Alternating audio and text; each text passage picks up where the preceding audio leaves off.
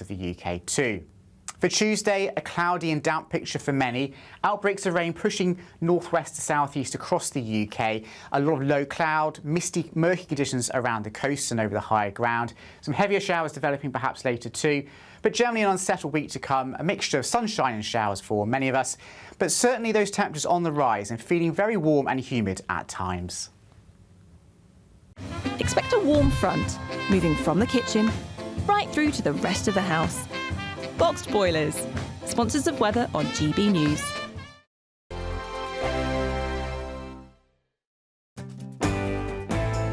I'm Andrew Pearce. This is GB News, the People's Channel, Britain's news channel.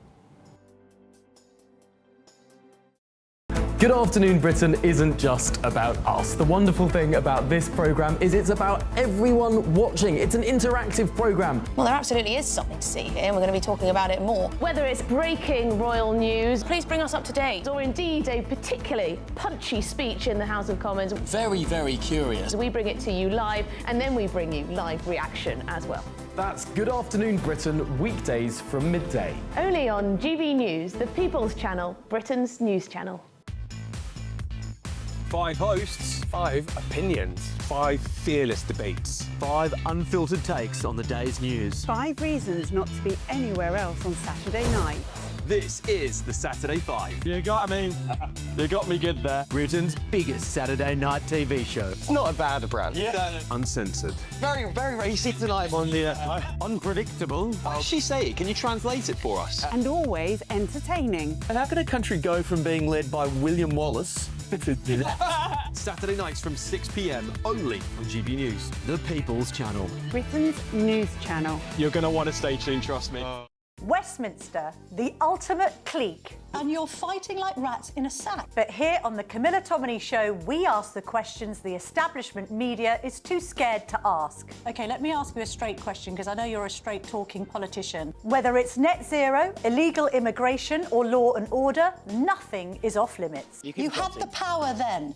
Yeah, as I and say, now you've lost it. That's the Camilla Tominey Show, a politics show that's fearless. But no, let me finish my question if you don't mind, because it is my show. Sundays at 9:30, only on GB News, the People's Channel, Britain's news channel.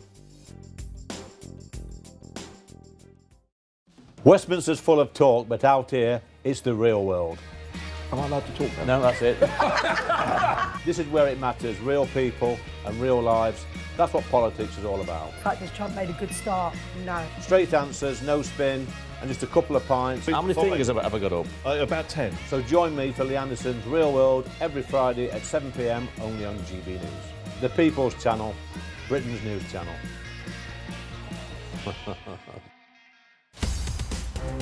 In the GB newsroom, we bring you the news as it happens. With our team of dedicated journalists across the UK, We're ready to keep you up to date with what's happening every half an hour, every single day. Bulletins here on GB News. the People's Channel. Britain's news channel. I'm Bev Turner. Thank you for joining us on GB News, the People's Channel, Britain's news channel.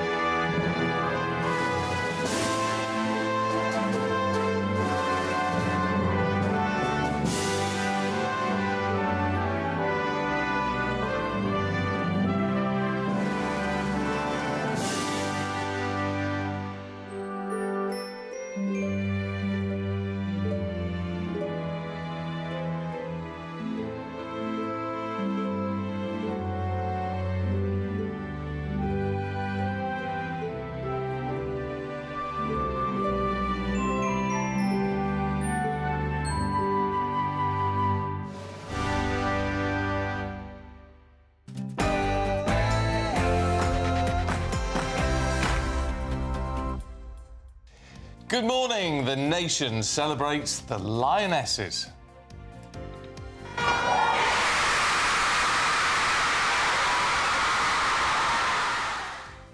Women's England team proved they're unstoppable, winning the Euros for a second time on the trot. And the King asked the question, will it be the World Cup next? Well, it's a memory the young Princess Charlotte won't forget. She anxiously watched alongside her dad, Prince William. So after a nail-biting penalty shootout, Chloe Kelly scored the winner for the Lionesses, become the first senior England team to win a trophy on foreign soil, the first to win the Euros after losing their first game. They retain their trophy, and manager Serena Wiegman becomes, well, the winner for the third time on the trot.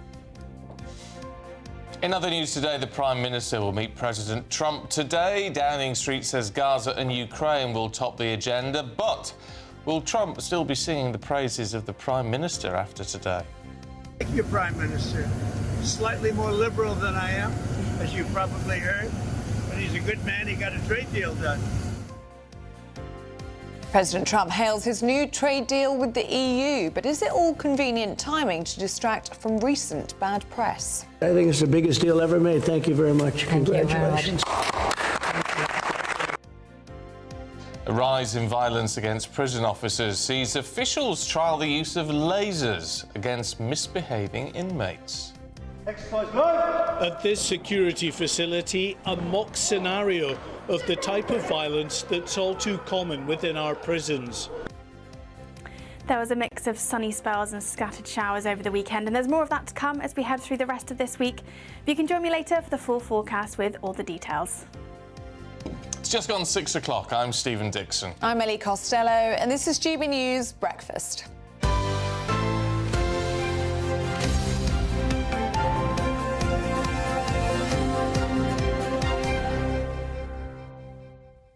Very tall this morning. I'm literally towering above you. I don't know what's happened. No, I don't know what's happened. Of course, you just said I look like a Wimbledon line judge. Why am I so high? You look like an umpire up there.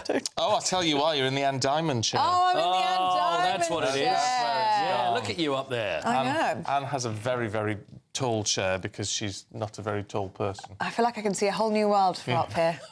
Top of your head. Oh, how's the weather up there? Is it windy? It's a different climate. Anyway, look, it's about right that the women are above us all this morning. Oh, very good, yes. We're reigning supreme this morning. I'm so happy. Did you watch it then? Did you enjoy it? I was a nervous wreck.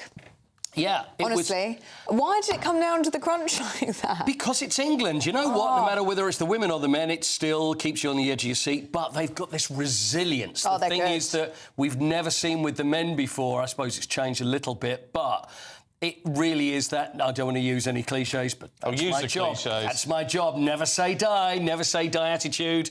And it was terrific. Do you know, though, for how long, out of the 3 knockout games that England played after the group stage, for how long they were actually ahead?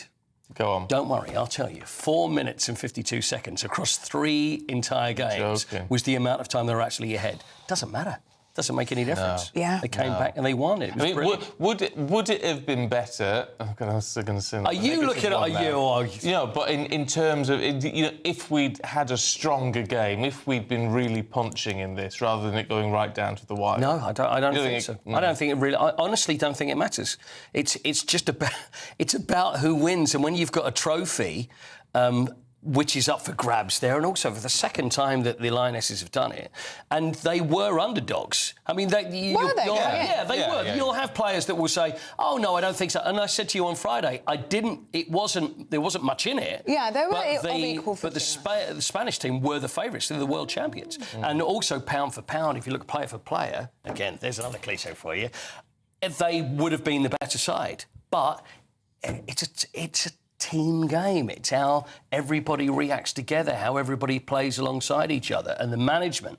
And you could see that. And when it came to penalties, there was one side that were going to win it, and I just thought it was us. Do you know what I noticed with the penalties yesterday was the confidence of the England side. That's it. Yeah. They were so confident in their penalties, and our goalkeeper's amazing. So good. Yeah. She is so good. And Chloe Kelly, who obviously had the winning penalty at the end there, she said, speaking to the press afterwards, she went, I never missed twice. Yeah. I knew that would hit the back of the net. Because she'd missed the last one. Yeah, because she missed the last one. She was like, I never missed them twice. I knew it'd hit the back of the net. And it did. And it was the best penalty we'd seen. Out of all of them, that was the best penalty. Just went up, struck it. Chloe Kelly score the winning goal last time. She's a star. Yeah, absolutely. So she's, I mean, what a record for her. Yeah, and also personally, each one, there's so many different stories.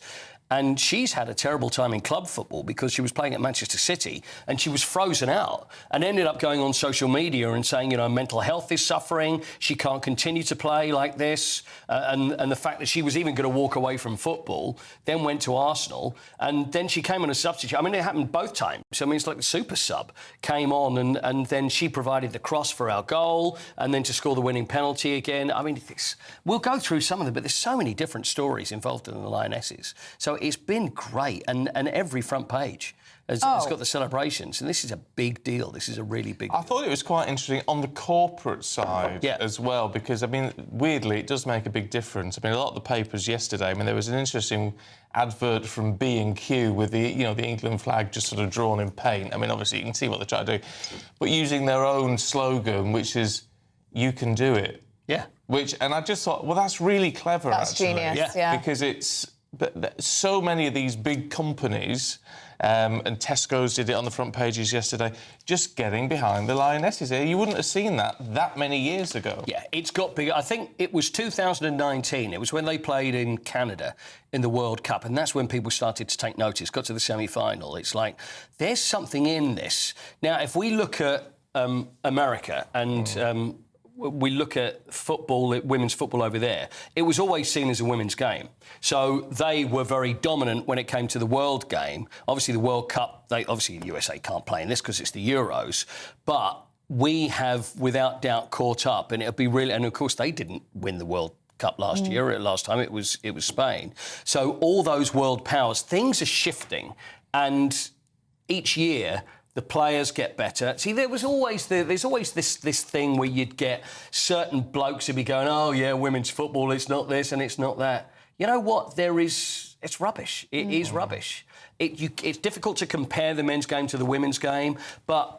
what does annoy me is when people go, oh, you know what, I don't really want them to win because I don't think it'd be... I'd be fed up with them going on. If it was any other sport, if it was a woman player in Wimbledon, if it was athletes in the Olympics, it wouldn't even consider it. It's only because some people are thinking, well, this is our game and women shouldn't be allowed in this, and that's that old attitude that's never going to change. But they're such a good example, aren't they, to young girls and young boys who want to play football. I mean, you can see that with Princess Charlotte yesterday watching with their dad, and she was on the edge of her seat. I mean, she absolutely loves watching the Lionesses, and it was so lovely hearing, and I haven't heard this for a very, very long time, Chloe Kelly, again, speaking to the press, she just said, I'm so privileged to wear this badge, and I'm so proud to be English. Yeah. When was the last time you heard that? That was amazing. A lot of them said that, and that's what we would love to hear. We want to hear people that are proud to play for their country. It's been known in the past where there's been male footballers that have been, we've got to go and play for England. That's not what it's about. This is the greatest honour that any footballer can have, and they appreciate that. There's parts of the women's game which I think are fabulous, the way they are with fans. I hope it stays that way, because I hope it's not going to be corrupted by the money and fame. I hope not. But the way that it's run, the way that they are with fans is always very, you know, we'll go to the fans, and there's a real relationship between them, which has been lost in the men's game because it's money and fame, etc., that gets in the way. So if it stays like that, it's all the best parts of football. Yeah. And the fact that they've won, it's a marvellous... It really is a fantastic achievement. I mean, the interesting thing with it all is it's been so entertaining. Yeah. Which is... Again, you sometimes you lose a little bit of that in the big international men's game when you sort of you can almost decide who's going to win from the outset. There has been this level of uncertainty, and especially with the final, because it was so difficult to call. Yeah, it was difficult to call, and especially when we went 1-0 down. You know, you would think Spain, this is not good, but there was that attitude. And I think this is probably installed from the manager. This is Serena Wiegman. She's Dutch. This is the third Euros on the bounce she's won. Of course, we've won 2, but she was the manager of the Netherlands before that. She's brilliant, isn't she? And, you know, there's something that's there that's coming from her that goes to the players, which is without doubt working. And that is, and it's the irony that never say die attitude, that's what we haven't seen before with men's. What is it with her then, do you think? Because, I mean, when you see her in the interviews, I mean, she seems to have, like, a sort of quiet confidence, but she's not cocky. No, there is no cockiness. And it was really interesting after the match. And then you can see she really let go, didn't she? I mean, and that was really running up, and that was where she was starting. Now, thinking, that's what we've never seen before. But then with managers, there's the two different sides. If you look at Sir Alf Ramsey back when England won it World Cup in 1966, the complete serious, I will not celebrate, I'll stand there, there's no emotion whatsoever. You want a bit of emotion, but also you want a bit of... You don't want someone that's going to act like a player. You know, you can't pick holes in how... I mean, and what she's done seems to be just absolutely on the money, played it really brilliantly. So now there's the talk, is she going to get that honorary damehood? Oh, I think I'm sure that's going to happen. I think she should. She should get something, as you say, she would have to be honorary because she's... not British, but she should get something. She's not of these shores. Not of these shores, but no, she should have done something. I mean, Tim's been in touch saying, proud to be British, well done, ladies of football. And loads of people getting it. But it's that. It's good for the nation. Of course it is. Yeah, of course it is. It's a feel-good moment, isn't it? How could it not be? Brilliant. Winner of the European Championships. And that's magnificent. Can we talk about some of the stories of the squad as well? I know you touched on it earlier, but I didn't realise till this morning, actually, that Hannah Hampton has a visual impairment, doesn't she? Yeah, that affected her early on. Affected her entire life. Which you would think for a goalkeeper is not really what you want to have. Do you know what I mean? It's imperative that you have good eyesight, you would think, wouldn't you? But there was the Mary Earp story. Do you remember this? This before the Euros happened. We were talking about Mary Earps, and she was the Sports Personality of the Year a year or so ago. You know, the hero of the World Cup. She was the goalkeeper, but Serena Wiegmann decided that, listen, you are going to be the number 2. She reacted, whether... There's all the rumours of whether she threw her toys out the pram and said, I'm not sticking around, or the official bit, which is, well, I will now hand the baton over to the next goalkeeper. You know, you would expect she would have stuck around. Hannah Hampton's had to go through that, but she has been one of, if not our player of the tournament. There are newspapers that are giving her a 10 out of 10 for a performance yesterday because 3 penalty saves. She's didn't superb. put a foot wrong. She's been brilliant. Did you see as well? I thought it was amazing. Her notes were strapped taped to her arm. Yeah. So goalies would usually put it on their water bottle. I was yeah. reading, but then you're running the risk of obviously the other side swiping the bottle. Well, she had it taped to her arm. I was thinking, if it's taped, isn't it a bit uncomfortable? Definitely. You know, and but when was that stuck on? Maybe she could have had it tattooed on the arm. Yeah. You know. Well, we're going to moves right, moves left. Get it straight down the middle. Genius. We're going to be talking about this all morning, of course, and we'll catch up with you a little bit later. Yeah, great. Well, but of course, the good news is that whatever the weather is doing today, it doesn't really matter. No, it doesn't, because we feel sunny in our hearts. But anyway, we better check in with Ellie Glazer anyway.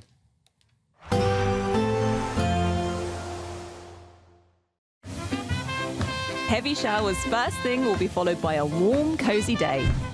Boxed boilers, sponsors of weather on GB News. Good morning, welcome to your latest GB News weather from the Met Office. So today is starting a bit drier and brighter for many of us, a bit more in the way of sunshine around. However, still 1 or 2 isolated showers on the cards for some of us as we go through this afternoon. Almost anywhere could see a very light shower, but there will be plenty of sunshine between those showers. Probably England and Wales seeing the bulk of those showers through the afternoon, but they will be much lighter and much more scattered than we saw on Sunday. And as I say, a lot more sunshine between those showers too. Feeling really pleasantly warm in that sunshine, particularly at this time of year. The sun's fairly strong still, 24 or 25 degrees in the south, and even into the low 20s across much of Scotland and Northern Ireland too. As we then head into Monday evening, there will still be some late sunshine on offer, those showers gradually starting to ease through the evening. 1 or 2 still around in places, but it should be dry for most of us to end Monday. Perhaps the sunshine turning a little hazier across the very far west of Northern Ireland into Monday evening. And across parts of Scotland too, still 1 or 2 isolated showers, particularly across the Northern Isles, to finish on Monday. As we then go through Monday night and into the start of Tuesday, that area of cloud associated with that area of rain pushes its way eastwards overnight Monday and into the start of Tuesday. Before we get there, though, there will still be plenty of dry weather around, those showers gradually easing, plenty of clear spells, but turning increasingly wet and perhaps a little breezy across parts of Scotland and Northern Ireland. And quite mild here too, temperatures generally holding up into the double figures across many towns and cities, but some rural spots perhaps starting just a little bit fresher on Tuesday morning. That area of rain then continues to sink its way south and eastward through Tuesday. It will break up, turn a little more showery in nature through the afternoon, but we could still see some heavier downpours and there will be quite a bit more cloud around than we're seeing through today. Although temperatures will still be pretty similar, it will be feeling quite a bit more humid on Tuesday afternoon. 23, 24 degrees in the south, but still into the low 20s further north, but definitely feeling more muggy than it did over the weekend. There will be a light breeze in the morning, leading to a warm front. Boxed heat pumps, sponsors of weather on GB News.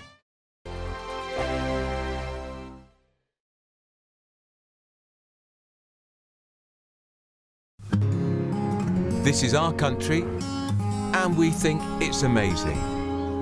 From high tea to the high street, we love it all. Even the rain, we like that too. There's nowhere else we'd rather be. That's why we're here to be the fearless champion of Britain, its voices and its values. Because we are GB News, the People's Channel, Britain's news channel. Britain was once the envy of the world. But look around. A nation that no longer knows what it is or where it's going. A country that's broken. How do we fix Britain? How do we bring it back? Friday night with Matt Goodwin at 8 p.m. only on GB News. Westminster, the ultimate clique. And you're fighting like rats in a sack. But here on the Camilla Tominey Show, we ask the questions the establishment media is too scared to ask. OK, let me ask you a straight question, because I know you're a straight-talking politician. Whether it's net zero, illegal immigration or law and order, nothing is off limits. You had the power then. Yeah, as I and say, now you've lost it. That's the Camilla Tominey Show, a politics show that's fearless. But no, let me finish my question if you don't mind, because it is my show. Sundays at 9:30, only on GB News, the People's Channel, Britain's news channel.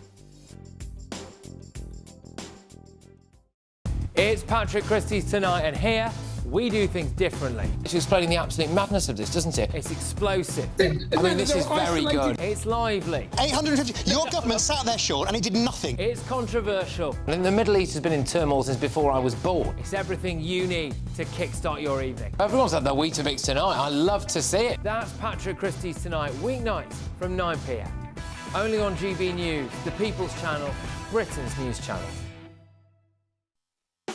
You want to know what's really going on in the corridors of power? Labour don't know what to do with you half the time, and that makes you quite lethal in the chamber. Get behind the headlines with Chopper's Political Podcast. Join me, Christopher Hope, as I sit down with the great and the good of British politics. We'll see where this ruling takes us. These are the stories shaping our nation. Chopper's Political Podcast, available now on all platforms. Listen in and stay ahead. Mornings don't have to be tiresome, especially if you have the right company. Wake up to news as it happens, opinion and debate, and of course, a little bit of entertainment too. Because when the kettle's on, we're on. That's Breakfast on GB News, a show worth waking up for. Every morning from 6 a.m. Only on the People's Channel, Britain's news channel. We'll spread the news, you spread the word. Now, we're down to the last few days, actually, to see if you could win £54,321 in our biggest ever cash giveaway. The lines close on Friday, so if you want to take part, here's how. There's just 4 days left to see how you can bank our biggest cash prize to date. £54,321 in tax-free cash is up for grabs in our summer Great British giveaway. Cash to spend on anything you like. All of that cash could send you on a holiday, boost your savings, or just send some of those day-to-day financial stresses packing. Lines close on the 1st of August, so make sure you don't miss out. For another chance to win, text cash to 63000 63225. One entry costs £2.50 plus one standard network rate message. Or text bonus to 63225. 5 entries cost £5 plus one standard network rate message. Go to gbnews.com/win. Entries start at £2.50. Call 0903 686 3232. Calls cost £2.50 plus your network access charge. Or post your name and number to GB14 PO Box 8690 Derby DE1 9TT. UK only. Entrance must be 18 or over. Lines close at 4 p.m. on the 1st of August. Please check the closing time if listening or watching on demand. Good luck. Now, the Prime Minister is meeting President Trump today for a bilateral meeting in Scotland. And what did you call it earlier? They're bilateral. Oh, stump. Stump. I think that's got a ring to it. Yeah, that wasn't deliberate, though. That's just because I can't speak at 5:30 in the morning. Anyway, the two leaders are expected to discuss key issues, including the conflict in Ukraine and humanitarian aid in Gaza. Well, it comes as the leaders of the United States and the European Union have reached a landmark trade deal during their meeting yesterday. The EU President Ursula von der Leyen said it will bring stability as the pair announced 15% tariffs across the board. Well, Bev Turner was there and she challenged President Trump and Ursula von der Leyen on immigration in Europe. You said that Europe is being crushed by mass migration, and I wonder whether your friends on this side of the room agree with you on that. Well, I'd let you respond to that if you'd like. So, we have been working intensively on the topic of irregular migration. And we have, from the very beginning, said that migration is a European challenge that needs a European answer. As Europeans, we will fulfill our international obligations, as we've done in the past, also in the future. But we, as Europeans, are the ones who decide who comes to the European Union and under what circumstances, and not the smugglers and traffickers. That's the principle in which we are working. Immigration, Europe has a tremendous problem, and we do too, but we've sealed our borders. We have nobody coming in, and we have hundreds of thousands of people being taken out, and the bad ones first. And I think we're doing a very good job of that. But we had, I mean, it literally registered 0 people last month. You probably saw that, nobody. And Europe has a very similar problem. Well, we're joined now by Chairman of Republicans Overseas UK, Greg Swenson. Good to see you this morning, Greg. And this is a private visit, isn't it? So President Trump, I'm sure, will have lots of time for golf, but also meetings with Ursula von der Leyen and with Sir Keir Starmer today. So it's the best of both worlds. It's how he does diplomacy, isn't it? Yeah, it was amazing to see. I'm here right now in Glasgow, but I was at Turnberry yesterday, and it was quite a scene. In many ways, it was chaotic, but it was really exciting. And yeah, that's what the president does. He mixes, business and pleasure, basically. He had a golf weekend, but it surely mixed in a lot of diplomacy, and as you saw on the clip. So yeah, it was a absolutely great weekend for the president, great weekend for the country, and great weekend for the EU, and hopefully today with Keir Starmer visiting, great day for the UK. I mean, look, we're told top of the agenda, Gaza, Ukraine. I mean, obviously they're very important international ongoing issues, but a lot of people here will be saying, should we be asking for advice on immigration? Well, I think so, because surely the UK needs some advice. I think the president will. I don't think he'll lecture Keir Starmer, but I think he'll have some advice because, as the president pointed out in the clip that you showed, he has solved the problem in the United States. That's why he's polling so well on that issue, and he also showed that it can be done without any dramatic new legislation or new funding. There is new funding in the bill that was signed last month, but more importantly, he's just executing the law. He's enforcing the law that's already on the books, and he's shown that it's not just policy, it's just execution, it's enforcement. And so I would hope that the Prime Minister can take a page out of President Trump's playbook. And do you think this trip and the US-EU trade deal has helped to distract from recent bad press at home, especially in terms of the Epstein files? Yeah, I think so. I mean, look, it was a big weekend. I think the president had this trip in the book. So it's not like he was, running to Europe to get away from issues at home. And I'm not sure whether that issue is going to go away. Ultimately, it might have to be, he might have to change his mind, or perhaps Pam Bondi, the Attorney General, will change her mind. But I don't really know that. I don't anticipate anything in the near term in the next few days. But I do think that, this was a great weekend for the president, that's for sure. I'm struck, Greg, by sort of comparing his first and second terms. Being on the international stage, he was important first time round, of course he was, as President of the United States. But he was sneered at quite a lot. I mean, it was quite obvious that the other international leaders didn't like him a great deal. Something's changed this time around. Yeah, absolutely, Stephen. That's a great point. And I think you've seen that, in this first 6 months of this term. I mean, the speed and scale of what he's doing is incredible. But I do think that, that it's a different atmosphere now. You've had 4 years of the Biden administration where you had, inflation. You had essentially an open border where the president had turned over management of the border to the drug and human trafficking cartels in Mexico. I mean, it was just outrageous. And I think you're seeing a similar pattern here in the UK with the, basically unrestricted illegal immigration from the boats coming over from Calais. And so I do think that, the voters are seeing a different picture of President Trump right now, the voters here in the UK as well as in the US. But I do think that, it is different this term. I think the world sees the effectiveness of President Trump and his policies. And there's a bit of envy, there's a bit of President Trump envy here in the UK. You saw that even in the motorcade coming from the airport. And I think Bev Turner did a great job of pointing that out on Saturday, that there were, in spite of the protests, these professional agitators that were protesting, most of the people, all of the people on the motorcade were cheering President Trump. And it wasn't just one group, it was all along the route from the airport to Turnberry.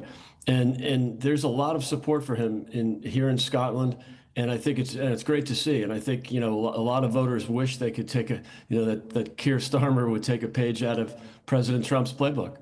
OK, Greg Swenson, good to see you this morning. Thank you very much, and enjoy Scotland.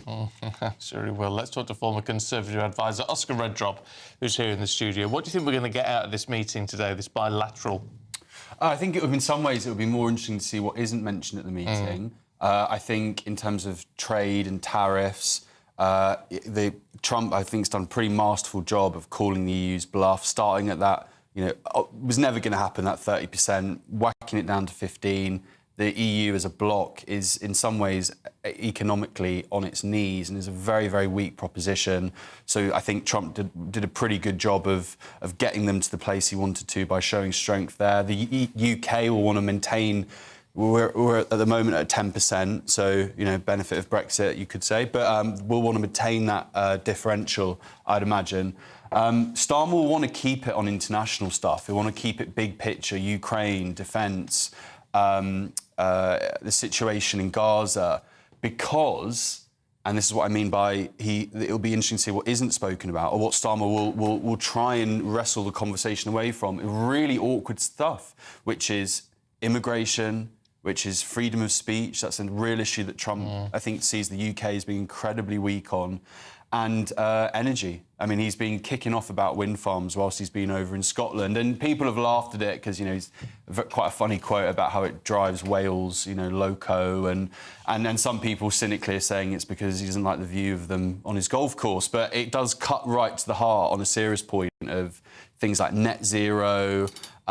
He's called it a con. And so I think Starmer will want to steer away as much as possible from these awkward issues. And frustratingly for UK citizens, kind of the awkward issues as Starmer would see them are absolutely the key issues of the day for Brits. But then we had this ridiculous, utterly remarkable release from the Home Office yesterday saying with a concern about a summer of protests, they were launching an elite police unit to tackle what Brits were saying online.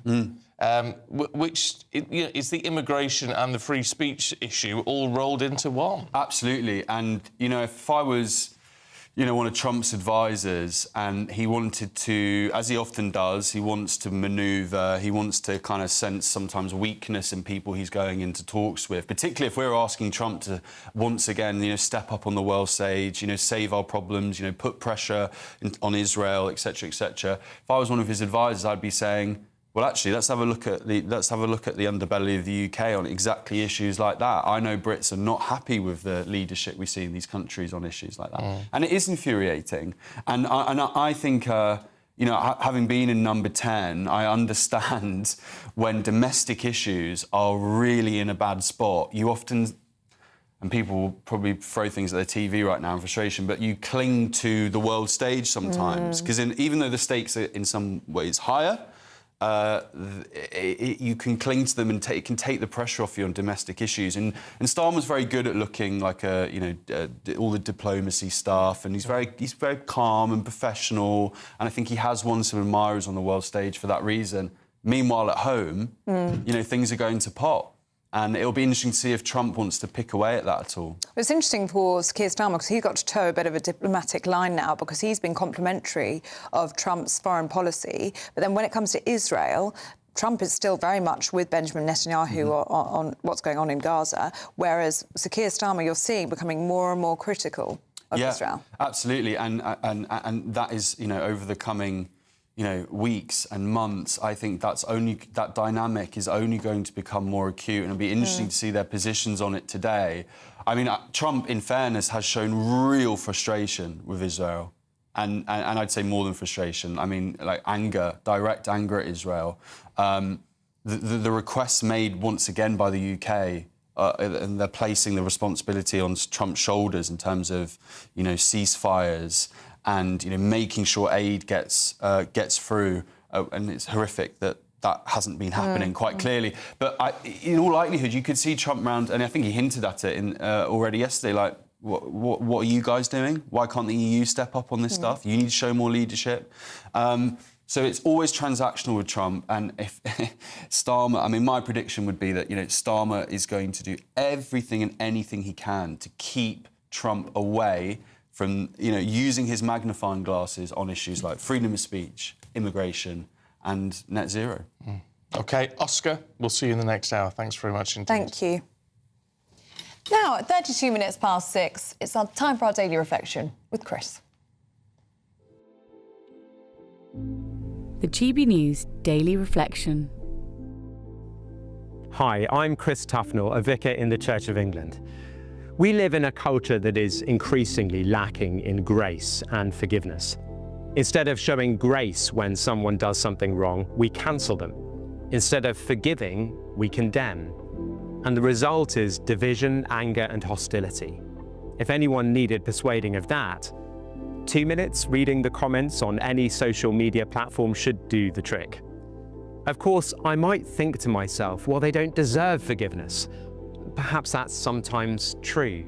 And so it might seem a good way to live right up until the point that I'm the one that needs forgiveness.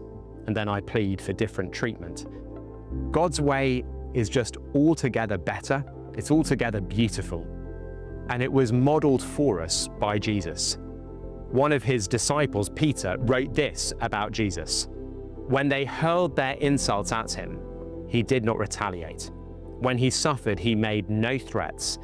Instead, he entrusted himself to him who judges justly.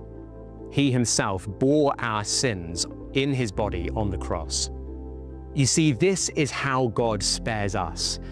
He didn't spare his son. This is how he forgives. He absorbs the penalty for our sin himself on the cross. This is how God defeats his enemies, by making them his friends.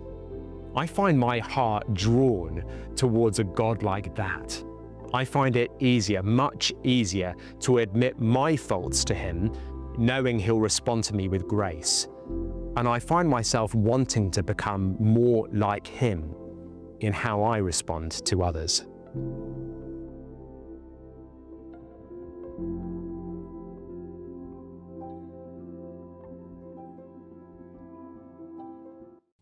Now, you might need a little bit of grace if you're getting on the roads this morning. Here's your traffic and travel update.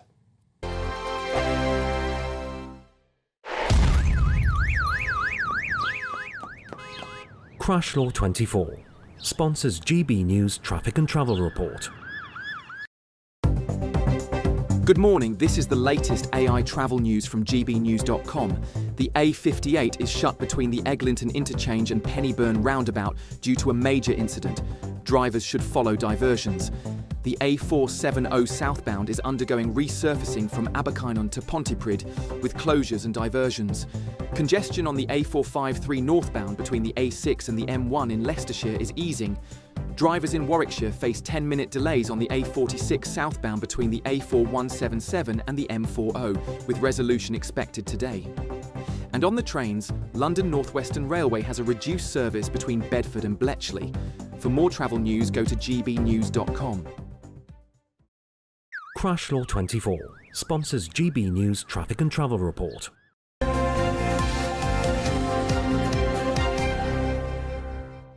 Still to come for you, the government approves the trial of some new style of stun guns to try to keep prison officers safe. We'll tell you more in a moment.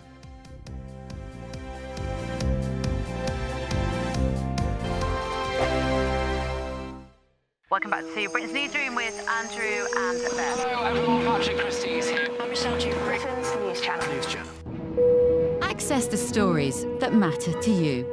Take the GB News family with you on any device, and as long as you have an internet connection. Tune in to GB News anywhere on the planet or beyond. GB News, the People's Channel, Britain's News Channel. From the school run to the home run, watch a new show for all of Britain. So he can say whatever he wants. A straight talking show where all voices are heard. And, you know, when are we going to stop talking about smashing the gangs and actually do it? With the stories that matter from every part of our country. There's a bit of a crash landing there for your Chancellor. Bold, fearless and standing up for you. That's me, Martin Daubney, 3 p.m. till 6 p.m, weekdays, here only on GB News. The People's Channel, Britain's news channel. You've read the headlines, you've heard what those in power have to say. How about now we actually get to the truth? They would pay attention. We go beyond the political theatre and tell you what's really going on behind the scenes. For a massive council tax hike, one of the biggest in the UK. Others follow their lines, but we go off script. You sound like a broken record, just like week after week. Cutting through the narratives and giving you unique perspectives. That's Ben Leo tonight, Saturdays and Sundays from 9 p.m. on GB News, Britain's news channel. You want to know what's really going on in the corridors of power? Labour don't know what to do with you half the time, and that makes you quite lethal in the chamber. Get behind the headlines with Chopper's political podcast. Join me, Christopher Hope, as I sit down with the great and the good of British politics. We'll see where this ruling takes us. These are the stories shaping our nation. Chopper's political podcast, available now on all platforms. Listen in and stay ahead. It's Patrick Christie's Tonight, and here we do things differently. It's explaining the absolute madness of this, doesn't it? It's explosive. I mean, this is very good. It's lively. 850. Your government sat there, Sean, and it did nothing. It's controversial. And the Middle East has been in turmoil since before I was born. It's everything you need to kickstart your evening. Everyone's had their Weetabix tonight. I love to see it. That's Patrick Christie's Tonight, weeknights from 9 p.m. Only on GB News, the People's Channel, Britain's news channel. Hi, I'm Michelle Dewberry, and my show is your opportunity to cut through all the noise and dive in headfirst to some robust debates. Ideas clash. Situation, isn't it? No, because the failure is you're deliberately avoiding my point. Nothing's held back. And if you think this is the end of it, wait for more. And we do not shy away from the difficult stuff. Sometimes I want to shake people and say, if only you understood. So join me on Jubes & Co. weeknights at 6 p.m, only on GB News, Britain's news channel.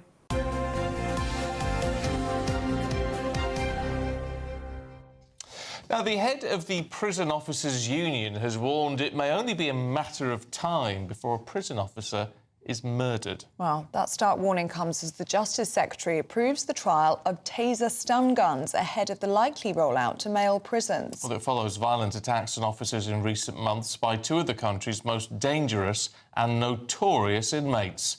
Mark White reports. At this security facility, a mock scenario of the type of violence that's all too common within our prisons. But as the Justice Secretary looks on, those playing the role of perpetrators are about to face a new tactic.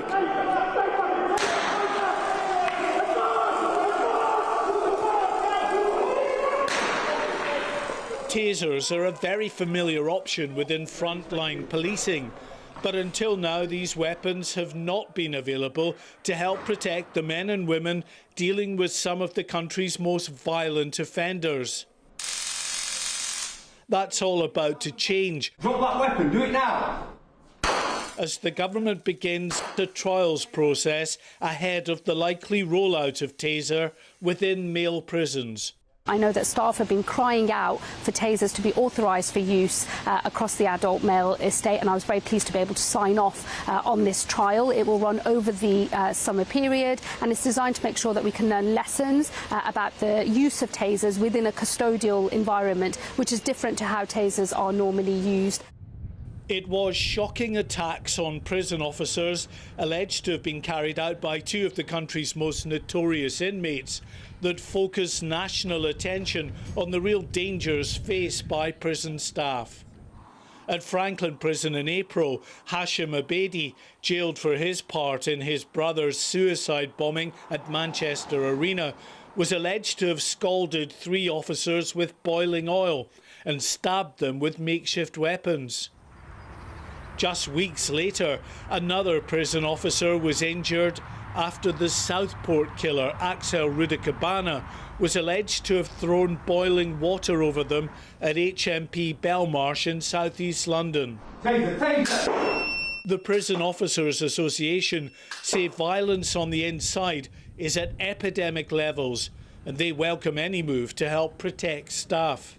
I do fear that one day, unless we get to grips with certain issues within the prison service about restoring security, order and discipline, then one day we are going to wake up to that realisation that a prison officer has lost a life. The Justice Secretary was shown how, at the moment, brute force is often the only way of controlling a very violent inmate. Reasonable! You'll be reasonable! Are you not saying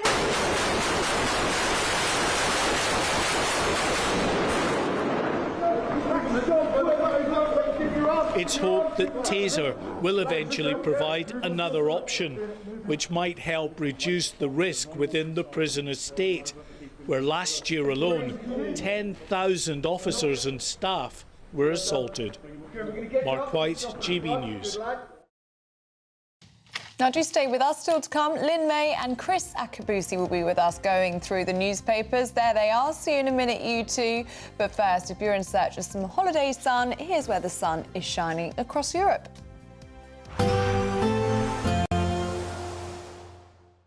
Ready to soak up that holiday sunshine?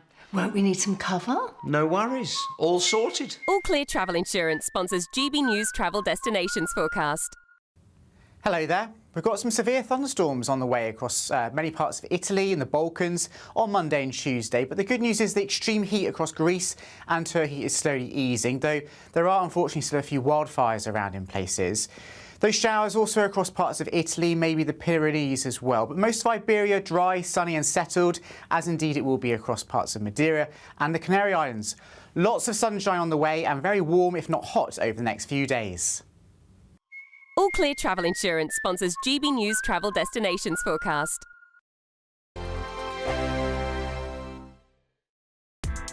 Join me, Nana Akwe, for an informative, interactive news programme with a difference. It's fun. No, he didn't say that, Dave. I'm so surprised. I think there's an element of truth to that. Join me from 3 p.m. every weekend, only on GB News, Britain's news channel. The Camilla Tominey Show, Sunday mornings from 9:30. She left office 35 years ago, which seems incredible. God, that makes me feel really old. I remember being at school when she was deposed. Oh, that makes me feel really old, because I was way beyond school. Well, I was 47 yesterday, so... Well, happy birthday. Thank you. Carry on. Well, So there are 3 generations that have grown up that weren't alive when Margaret Thatcher was Prime Minister. And there are so many myths that have built up about her that, and part of the reason I wrote it was because my personal trainer, I broke my hip 2 years ago. Yes. So I had to get a personal trainer to the rehab. And he's 25, or was then. And when he found out what I did for a living, he said, well, Margaret Thatcher, I've heard of her, but who was she? What did she do? He didn't even know she'd been Prime Minister. And I was like slightly horrified by this. So this is really aimed at those generations. You can't tell every aspect of her life in a book that size, but it really is an introduction to her. And the first sentence says, if you've read Charles Moore's 3-volume biography of her, please stop here. This book is not for you. No. So it's an it covers most of the introduction to her. things. And by the way, maybe that revelation by your PT does ask questions about the national curriculum and history teaching. They should do a section, shouldn't they, on our first female Prime Minister, arguably. But what's the challenge then when you're writing somebody's life up? I mean, and what a life she led. Well, I found out that it's much more difficult to write a short book than a long book because you really do have to be concise. I was told I had 30,000 words. I said, well, that's a pamphlet, not a book. So I stretched it to 45,000. But normally a biography would be 120, 150,000 words. So it really was quite a challenge to condense it all. And what do you leave out? I mean, I wasn't going to do a chapter on Northern Ireland, but as I was writing it, I thought, no, you can't do that. GB News, the People's Channel. In the GB newsroom, we bring you the news as it happens. With our team of dedicated journalists across the UK, we're ready to keep you up to date with what's happening every half an hour, every single day. Bulletins here on GB News, the People's Channel, Britain's news channel.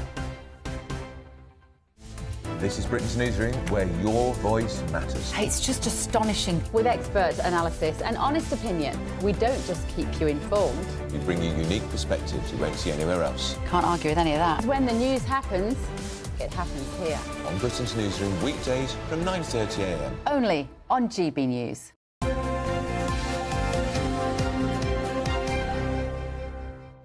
6:47. Should we go through the papers? With the duo to beat Chris Akabusi and Lynn May. Good morning, you two. Morning, Stephen. Morning, Ellie. We are going to talk a little bit of the Lionesses a little bit in a moment, but I just want to start with the Times, Lynn, where Starmer is meeting Trump today. They're going to talk Gaza. Yeah, so as we can see, the issue in Gaza is relentless. There are so many children who are almost at the brink of starvation. We still know that there are hostages there which do need to be released, but at the same time, we can see that the response from Israel is massively disproportionate. And I think what Keir Starmer's going to do is have a discussion with Trump to see what can be done, where I'm assuming they're going to try and balance the idea of Israel still defending itself, but also at the same time, you know, the children being able to get that food, women lining up for food. But Israel is defending itself. We can't ignore the threat that they're under. You can't say it's defence anymore. OK, if you were to slap me and I was to pummel you, punch you, kick you in the face until there's blood everywhere, is that a reasonable response? Would you agree? Well, probably, yeah. Of course it's not. I mean, to be fair... Of course it's not. Like, in this country... But they weren't slapped, were they? They've been attacked for decades and decades. But this is the level of proportion. What I love about this country... And there was a massacre. But what I love about this country, and we pride ourselves, is on the rule of law. And the rule of law, when we look at international law, is essential that we uphold that. Because if we do not uphold that, other countries will think, well, why should we have to, you know, toe the line when it comes to law and order? And right now, Israel is breaking international law. Yeah, look, so I also think there is absolutely no justification for the random slaughter of old people, infirm people and babies and children. Definitely, you know, what happened on October the 7th was beyond the pale. Yes. I can understand all the anger and vitriol in the country, but you just cannot sit there and watch starving children and saying, yeah, this is because we're trying to get Hamas. You can't. At some stage, you can't be a civilised human being and watch that and then keep on saying that Israel has the right. Even Israelis are now marching against their own government, you know. And a minister, Ben-Gvir, said when Netanyahu actually said we have to get some sort of food and aid in there, one of his main ministers in cabinet, which we've actually imposed sanctions on, has said we should not be giving them food, we should not be giving them aid, we just need to bomb the entire region. That's what his own minister has said. That is not what Britain prides itself on. We pride ourselves, yes, they need to defend themselves, yes, there is a war, but there's certain things that we must uphold, and international law is one of them. One of the things I'm concerned about, though, at the moment is that, you know, in the UAE and other countries that have started dropping food in from the air. Yeah. Again, it's not right. We want targeted food at the babies, the women. Our problem is Hamas isn't letting it get through. Well, yeah, hold on, Steve. Yeah, I get you. But if you drop it down there, then you are right. It's just going to be the strong warlords. It's going to be the Hamas that's going to get the food. Who is it that's going to... When you drop that food... Listen, I'll tell you what, not one of you people here are going to beat me to that food. Yeah. You know, no matter how much you need it, boom, I'm there and I'm getting it. It'll be the strongest and the fastest. Exactly, the strongest and side of the fittest. So you have got to let the aid agencies get that food. These guys are the professionals. They know how to get through the channels. They know how to do whatever they need to do to get away the big guys and make sure those starving kids, you know, I'm a dad, I'm a granddad. The idea that my children would be starving and the world would be going, yeah, all right, it's mate, difficult though, because those aid points, when they've given them out at aid points, you just get a huge overcrowding of people. You get surges. There's people who are dying in those. They haven't done it in a measured way, and of course, many are now scared. This is not, you know, something that this is not Hamas propaganda. What people have said, where. You know, people from Britain, English doctors have said what they have seen, and even Israel has released statements to say, "Oh, sorry, yeah, we did shoot a few civilians. Our bad, accident. We can't continue like this." Do you remember 9/11? Yeah. When those Tower of Infernos, and people literally thought they had a better chance of jumping out of multi-storey buildings to survive because of the flame. That's what this is like. You know that the chances are you're going to get ripped up by automatic gunfire. But when you see the food, you run to get the food because you think you've got more chance of surviving by running to get the food than the bullets that are spraying down. See, these are sort of things that, come on. Especially when also ministers have said, even if the hostages are now released, we will still continue our bombardment of Gaza. So what is the justification? Chris, let's take a look at the Daily Mail front page, shall we? To shut the migrant protest hotel. Yes.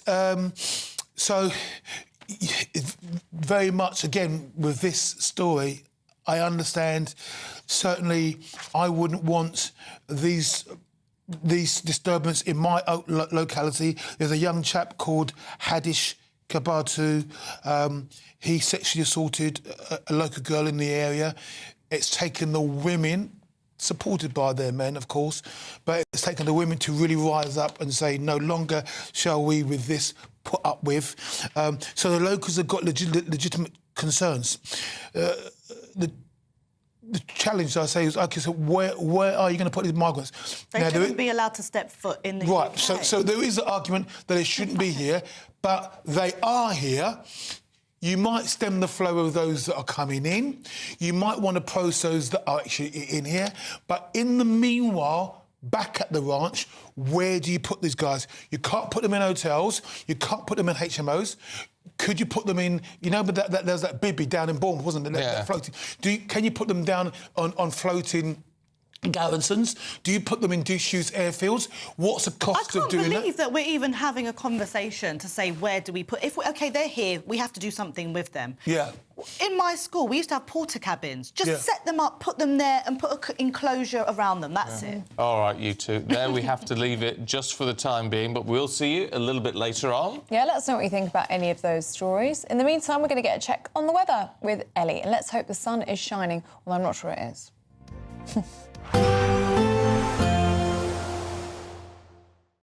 Expect a warm front moving from the kitchen right through to the rest of the house. Boxed boilers, sponsors of weather on GB News. Good morning, welcome to your latest GB News weather from the Met Office. So today is starting a bit drier and brighter for many of us, a bit more in the way of sunshine around. However, still one or two isolated showers on the cards for some of us as we go through this afternoon. Almost anywhere could see a very light shower, but there will be plenty of sunshine between those showers. Probably England and Wales seeing the bulk of those showers through the afternoon, but they will be much lighter and much more scattered than we saw on Sunday. And as I say, a lot more sunshine between those showers too. Feeling really pleasantly warm in that sunshine, particularly at this time of year. The sun's fairly strong still, 24 or 25 degrees in the south and even into the low 20s across much of Scotland and Northern Ireland too. As we then head into Monday evening, there will still be some late sunshine on offer, those showers gradually starting to ease through the evening. One or two still around in places, but it should be dry for most of us to end Monday. Perhaps the sunshine turning a little hazier across the very far west of Northern Ireland into Monday evening. And across parts of Scotland too, still one or two isolated showers, particularly across the Northern Isles, to finish on Monday.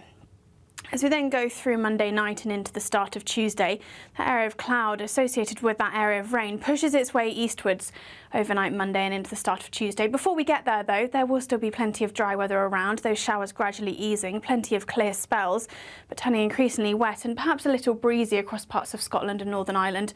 And quite mild here too, temperatures generally holding up into the double figures across many towns and cities, but some rural spots perhaps starting just a little bit fresher on Tuesday morning. That area of rain then continues to sink its way south and eastward through Tuesday. It will break up, turn a little more showery in nature through the afternoon, but we could still see some heavier downpours and there will be quite a bit more cloud around than we're seeing through today. Although temperatures will still be pretty similar, it will be feeling quite a bit more humid on Tuesday afternoon. 23, 24 degrees in the south, but still into the low 20s further north, but definitely feeling more muggy than it did over the weekend.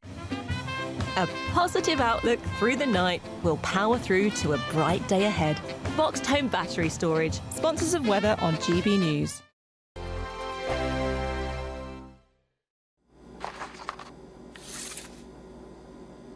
Crash Law 24 sponsors GB News Traffic and Travel Report. Good morning, this is the latest AI travel news from gbnews.com.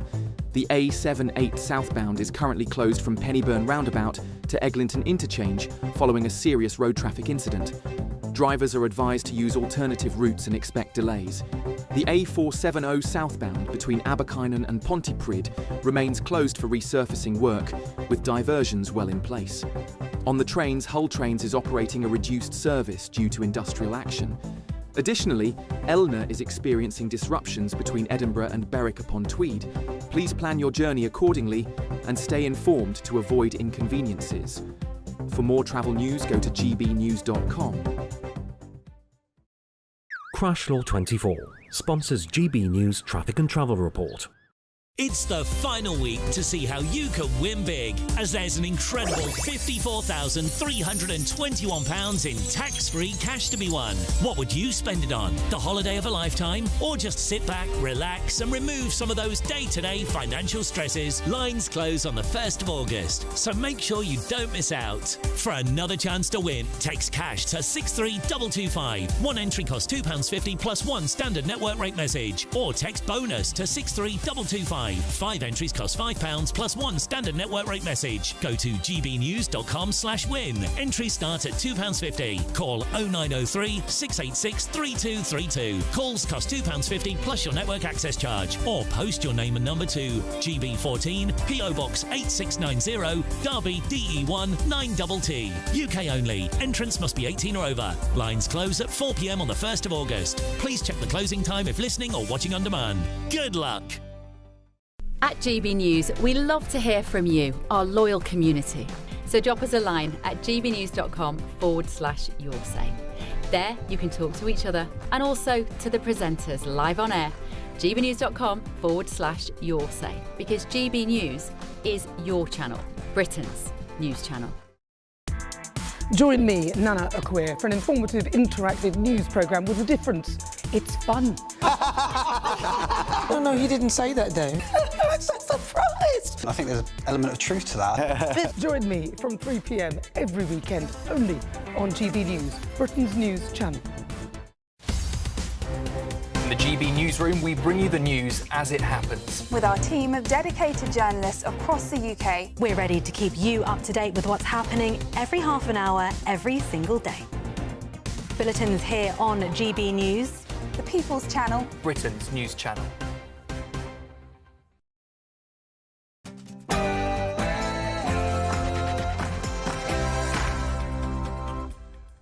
Good morning to you.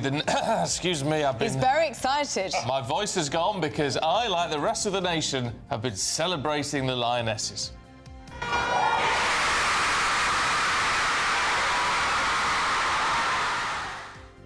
The women's England team proved they're unstoppable, winning the Euros for a second time on the trot.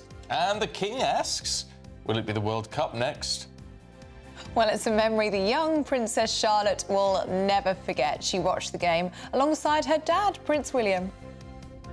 So, after a nail-biting penalty shootout, Chloe Kelly scored the winner for the Lionesses, who became the first senior England team to win a trophy on foreign soil, the first to win the Euros after losing their first game. They retain their title, and manager Serena Wiegmann wins the third time on the trot. Also today, the Prime Minister will meet President Trump. Downing Street says Gaza and Ukraine will be top of the agenda, but will Trump still be singing the praises of the PM after today? Thank you, Prime Minister. Slightly more liberal than I am, as you probably heard, but he's a good man. He got a trade deal done. President Trump hails his new trade deal with the EU, but is it all convenient timing to distract from recent bad press? I think it's the biggest deal ever made. Thank you very much. Congratulations. Keir Starmer meet Donald Trump for the fourth time this year. This unusual friendship will continue, but will they get a deal on what to do in Gaza, Ukraine and trade? The London Mayor Sadiq Khan refuses to debate Nigel Farage. Is he right, or should he face the threat of reform head-on? There was a mix of sunny spells and scattered showers over the weekend, and there's more of that to come as we head through the rest of this week. But you can join me later for the full forecast with all the details. It's just gone 7 o'clock. I'm Stephen Dixon. I'm Ellie Costello, and this is GB News Breakfast.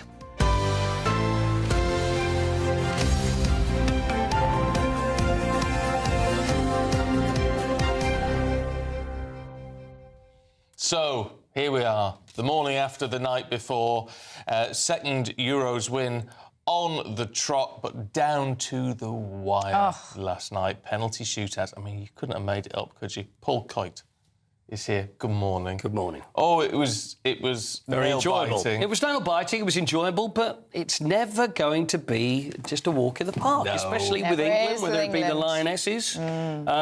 Against the odds, I think possibly, when the Euros began and lost to France, and it was like, oh, this is not going to be good, but there were some of us that said it doesn't matter. It doesn't matter early on. Again, I'm not going to use the momentum word, but it is about the momentum, and it actually went in the right direction. It was a tough game. It was a very tough game against Spain. But there's going to be now the parade, which is going to happen tomorrow, which is great. That's fun. Open bus parade, going down the Mall. Big reception there in front of Buckingham Palace as well, which is well-deserved. There was talk... See, I know where this is a bit far. Is there going to be a bank holiday? I think maybe that's a bit... You know, It's a bit much. I think Is that a bit maybe much? the World Cup is a bank holiday. Do you think Euros is a bank holiday? Yes. You'll always be up for a bank holiday. Listen to me, I think we can never have too many bank holidays. Oh, no, but we can't... Let's be realistic. We can't afford a bank holiday. think- It costs actually a lot of money to put on a bank holiday. Well, there you go. We don't get them anyway. I don't We'll know why save it for the World We Cup. don't get them anyway, so I don't know why I'm so passionate But about the it. names, but there's so many different stories that are in amongst the Lionesses that have got different stories. There's Michelle Adjaman, who's the young player of the tournament, who was incredible, 19 years old. She's great. And it's all about... So, you know what it reminded me of? This is crazy, but we're going back to 1966.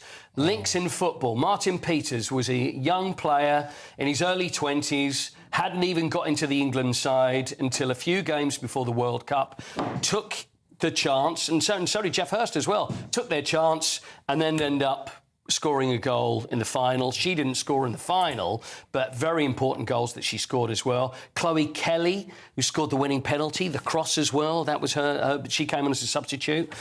You know what? Let's hear from Chloe. Chloe Kelly then, talking about the penalty and the excitement. And anyway, just wondered whether her feet have hit the ground yet, is what she had to say yesterday.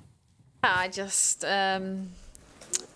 came onto the pitch and wanted to make something happen, and I know Lester's strengths and tried to put the ball in her head, and then of course taking the penalty. I actually missed 3 penalties in training yesterday. But yeah, I think it's the belief in this squad, whole 23 players, and the people that you don't see behind the scenes, the staff members, to get us through this tournament. Yeah, I'm really proud to be English right now, and I'm proud to be part of an amazing group of girls. Isn't it the fact she says how proud to be English she is? Yeah, you don't hear that very often these days. No. Honestly, I was struck by that yesterday. As she said it, I said, when was the last time we heard that on TV? And she said, it's privileged to wear this badge and it's privileged to work with those girls. I thought it was so nice. So you can also tell, can't you, when someone's been told to say that and when it just comes out naturally. Yeah. And that came out naturally without any doubt. And she's had she means it, yeah. And she's had a tough year. I mean, she was at Manchester City and she had problems there with the manager, and it was getting serious that she just wanted to leave, and she said it was affecting her mental health. And this had all gone out on social media. She ended up getting a move to Arsenal, which then's worked out for her. And she also says how good Serena Wiegmann is. I mean, you do not hear a bad word about the manager, Serena Wiegmann. Incredibly successful. Everybody thinks the world of her. Let's hear what she had to say after the game, Serena Wiegmann. Must admit that I always think this is the most chaotic and ridiculous tournament we have played. And every time we could come back, because in quarterfinal, semi-final, now in the final we came behind.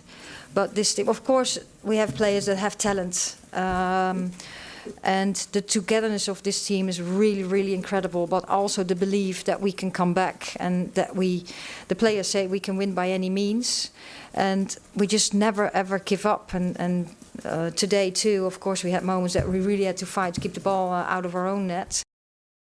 That's it. That's what she says. I think that's what she instills. This never-say-die attitude. What they have. Well, it's never over. I tell you what, that is what is such a good example, actually, to all young people, and especially with the players who've and old people as well. Everyone. Yeah, but who've had their knockbacks. Yes. And it's easy to throw in the towel, isn't it, when you have knockbacks in your career or your private life or anything else? Yep. And this is saying, actually, don't let it stop you. Absolutely. Resilience. And there's so many of them. Lucy Bronze played with a fractured... She had a broken leg. She played with a broken leg, for crying out loud. Fractured tibia that she's had, and continued to play. So it was only a knee injury that kept her out in the end. She's walking around, hobbling along afterwards. She played with a broken leg. Hannah Hampton, the goalkeeper, you mentioned this earlier, Ellie, didn't you, about, I think it's called strabismus, which is an eye condition it affects depth perception. So she had this, I know, as a goalkeeper.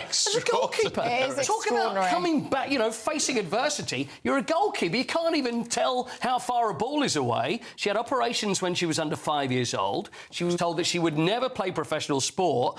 And not only is she the star of the show by saving 2 penalties, she gets the player of the match as well. Oh. And to come through as a goalkeeper, it's incredible It's stories. incredible. There's so many of them. So we're 1-0 down after 25 minutes. Then Alessia Russo manages to equalise in the second half, right the way down to the wire, penalties, and it was that never-say-die attitude, because there was a terrible penalty shootout against Sweden in the quarter-finals. So whether that actually helped, and think we're not going to go through that again. And also the first penalty as well. Beth Mead, who went up to take the first penalty... Yeah, what happened there? She slipped over and the ball went in, thinking, thank goodness for that. I mean, it just crept in the middle of the goal. Their goalkeeper moved to one side, so it went through. But the fact is that she'd hit the ball twice.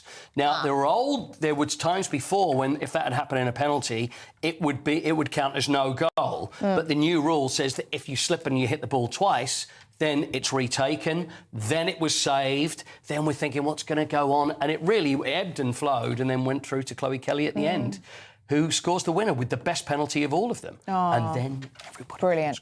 Well, we are so proud of them, aren't we? And the royal family is so proud of them as well. Prince William, I think you could see, was hugging some of the team yesterday as he gave their medals out. And the King asking if they're going to win the World Cup next. Yeah. I think it's a good question. Easy, sir. You know what I mean? Oh, well, yeah. No, whilst you're at it, ladies. Yeah. By the way, fancy a little bit going up one, but that's 2 on the train. Yeah, that's 2. We've won. You know, the last one was at Wembley, of course, but this is the first time an English team has won a trophy on foreign soil. It was in Switzerland. We beat Spain, who are the world champions. You've got Serena Wiegmann. This is the 3rd Euros on the bounce that she's won because she won it with the Netherlands. So all very impressive. And then Mark Bullingham, who runs the FA, when people say, oh, do you think she may... No, it's under contract. No, she's not going anywhere. Yeah. Great. Good. So you think looking good for World Cup? Absolutely. OK, great. We've got momentum. We have the momentum. We have the momentum, We have the momentum. It's still a way away, but we got the momentum. Brilliant stuff. All right, Paul, thank you very much indeed. I just think that's such a good example, don't you think? Yeah, I do, to everybody, for what they've been through, I mean, the personal stories. I think it's brilliant. It's good for sport as well. They've got their feet on the ground. Now, the problem is the more successful it gets, the more that will change. Yeah. Because it's As Casey Kasem used to say, keep your feet on the ground and keep reaching for the stars. Yeah. Do you remember that? Love that. It's It's a true. good message. It's true. But no, really well done. I got a message last night from you saying we need to wear red tomorrow. I did say that because we were planning to wear lilac, and then straight away after we won that, I'm glad. I got hope that that's penalty, what it was the reason for. I said, sorry, we're going to have to wear red for our Lionesses tomorrow. And you said, but we wore red on Friday. I said, no, it's a special occasion. Yeah, did. So there you go. And now we need a flag or something. Yeah, we do. We should do. We'll try and source one. The only problem is we don't want to upset our viewers in Northern Ireland, Scotland or Wales. Oh, no, they'll be happy for us, I think. Will they? I hope so. I hope so too. Right. The Prime Minister meeting President Trump today for a bilateral meeting in Scotland. Well, the world leaders are expected to discuss key issues, including the conflict in Ukraine and humanitarian aid in Gaza. Well, it comes after EU President Ursula von der Leyen agreed that 15% tariff deal with President Trump yesterday. And GB News presenter Bev Turner was there for us, and she spoke to President Trump and Ursula von der Leyen on immigration in Europe. Friday you said that Europe is being crushed by mass migration, and I wondered whether your friends on the other side of the room agree with you on that. Well, I'd let you respond to that if you'd like. So, we have been working intensively on the topic of irregular migration. And we have, from the very beginning, said that migration is a European challenge that needs a European answer. As Europeans, we will fulfill our international obligations, as we've done in the past, also in the future. But we, as Europeans, are the ones who decide who comes to the European Union and under what circumstances, and not the smugglers and traffickers. That's the principle in which we are working. Immigration, Europe has a tremendous problem, and we do too, but we've sealed our borders. We have nobody coming in, and we have hundreds of thousands of people being taken out, and the bad ones first, and I think we're doing a very good job of that. But we had, I mean, it literally registered 0 people last month. You probably saw that, nobody. And Europe has a very similar problem. Well, let's... No, go on. Go on, it's all yours. Let's cross live to Turnberry and speak to our political editor, Christopher Hope. We're just both so keen to speak to you this morning, Christopher. And this is how President Trump does diplomacy, doesn't he? He's got the golf trip. It is a private visit, but lots of time for meetings as well. That's right, yeah. Morning, Stephen. Morning, Ellie. Welcome to Turnberry. That's right, we're seeing Donald Trump later meeting with Sir Keir Starmer, fresh from those finals we've been hearing about in Switzerland, the amazing Lionesses win last night. Yeah, key meeting. Donald Trump's arranged his the Donald J. Trump Ballroom to look a bit like the Oval Office. So there are 2 seats in there, one where Keir Starmer will sit later on along with Donald Trump and answer questions from journalists like me and others about Gaza, about defence, about Ukraine and about trade. So lots of issues on the agenda. It's a kind of strange hybrid visit, this one. It's a private visit to, of course, his golf resorts in Ayrshire, where we are, and, of course, north in Aberdeenshire later tomorrow. So, but the UK government is trying to navigate around that. Howard Lutnick is here. He's the Trade Secretary, but we don't think that the Secretary of State is here either. So it's a kind of hybrid visit. The big one, though, of course, is next month, the state visit to the UK. But we'll be asking questions later, and any thoughts you have on questions for Donald Trump, do let me know. A lot of people getting in touch already, Chris.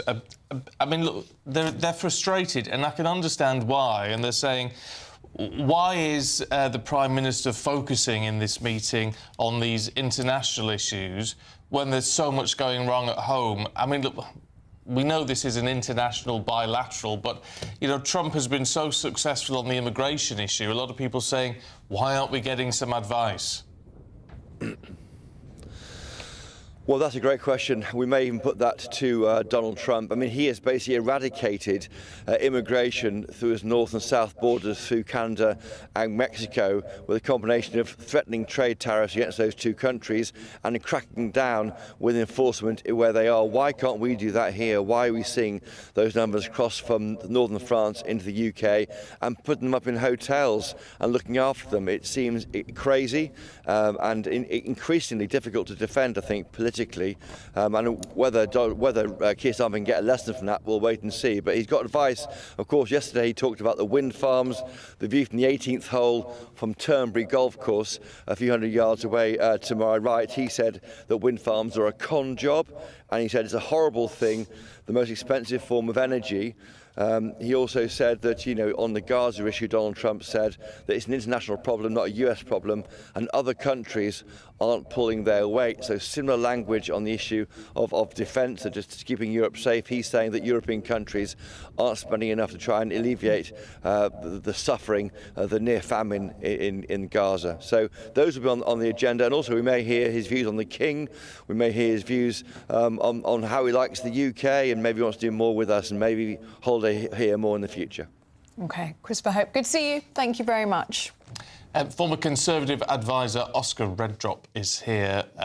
What do you think we're going to get out of this? Will this be a nice, friendly, bilateral meeting, or will there be some meat on the bones? Starmer will hope it's exactly as you described, which is focusing on global issues, particularly Gaza. I think he wants Trump to really, really put pressure in terms of ceasefires, potential ceasefires, and securing safe routes for aid and the like.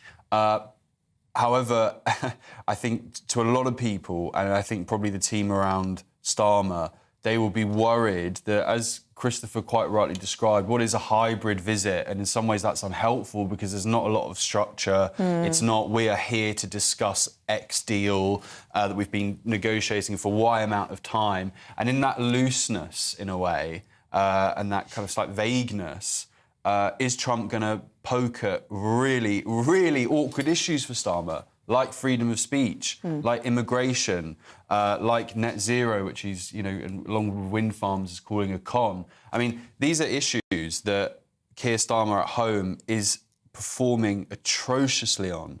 And he's been able to kind of put his arm around Trump and keep him largely on, you know, trade deals and the global issues and global conflicts. I'll be interested to see if Trump's feeling a bit bullish and actually just wants to pick away at those issues and see what Starmer's made of. I think that's what will be really, really interesting today. Yeah, because they've had such an unusual friendship, haven't they? I mean, we could even hear from that clip from President Trump earlier saying he's a lot more liberal than me, but he's a good guy. But as you say, I mean, a lot of the time it's when journalists ask the questions that they actually have no control over what's going to be asked and what topic's going to come up. And it will be up to Sir Keir Starmer to kind of steer away from issues that they're not aligned on. But that's going to be difficult considering the stories that are in the papers today. Yeah, absolutely. So that's where kind of the intake of breath on Trump, on Starmer's side, and number 10 will go when it goes out to when questions go out to the media, and Trump's quite unpredictable. Sometimes it's almost you feel like Trump can't be bothered sometimes, and he'll just be quite generic and he'll be like, well, yeah, they have a few issues here, a few issues there, but And other times he is kind of awoken and he punches incredibly hard. I mean, the things you hear a lot from Vance's team, the people around Vance, like there's and obviously we have the online safety stuff that's really kicking off here and heating up in the UK at the moment over the last week or so. And they feel really firmly that this isn't a place, the UK, and it's so sad to say this actually, but isn't a place where freedom of speech is valued. and that people and citizens here in the UK have real concerns about what they can say about certain issues. And I think with everything that's going on, you can include Epping in this, I think, and a hark back to last summer. And two-tier, as a lot of people would see it, justice in this country. Let's see. I'd be interested to see if Trump brings that up at all today. Yeah, because he's not overly diplomatic at times, and that can be. I mean, it can be very difficult, but it can be a benefit. I just wonder with all this. I mean, the frustration is, and I wonder if they get it in number 10, that there is so much frustration in the country at the moment because it just feels like there isn't enough focus on the British people, which obviously is meant to be the number one priority for any government. Yeah, well, in many ways, having worked there, I would almost advocate for knocking that building down. I mean, as in like the physical building of number 10, because at times it feels like a submarine. You're just kind of cordoned away from the real issues of the day. It's like the epicentre of the Westminster bubble that you hear people talk about. And after, you kind of get cabin fever. And after a while, I think the people in that room probably went in with half-decent intentions after winning that huge majority in 2024. But over time, are just entirely detached. And unfortunately, Keir Starmer, for him at least, is not the right messenger, because people are so angry with him for, broken promises and not understanding their priorities. Even if he was to pivot and really start concentrating on the issues of the day, I think a lot of people don't want to hear it now. I think they don't want to hear it from him, particularly on stuff like immigration. And so the team around him are kind of, they're probably just doing their best to get a bit of a dud, I would say, in Starmer through the day, just trying to get through the day, get through the week, let's get through this week, get through that month. And, all the while, people who watch this programme at home and are going about their daily lives thinking, like, what country am I in? Where are the people listening to me? It's just not happening from number 10. And, of course, Kemi's slightly struggling to cut through. Yeah. I'm a bit of a Kemi fan, actually, so I still think there's room for her. But who is benefiting from this? It is Nigel Farage. And it'll be interesting to see what he comes out with off the back of this visit with Trump. Yeah, it will be. Such a close friendship. Yeah, it will be. All right, Oscar, thank you very much indeed. Good to see you this morning. Now let's get a check on the weather with Ellie.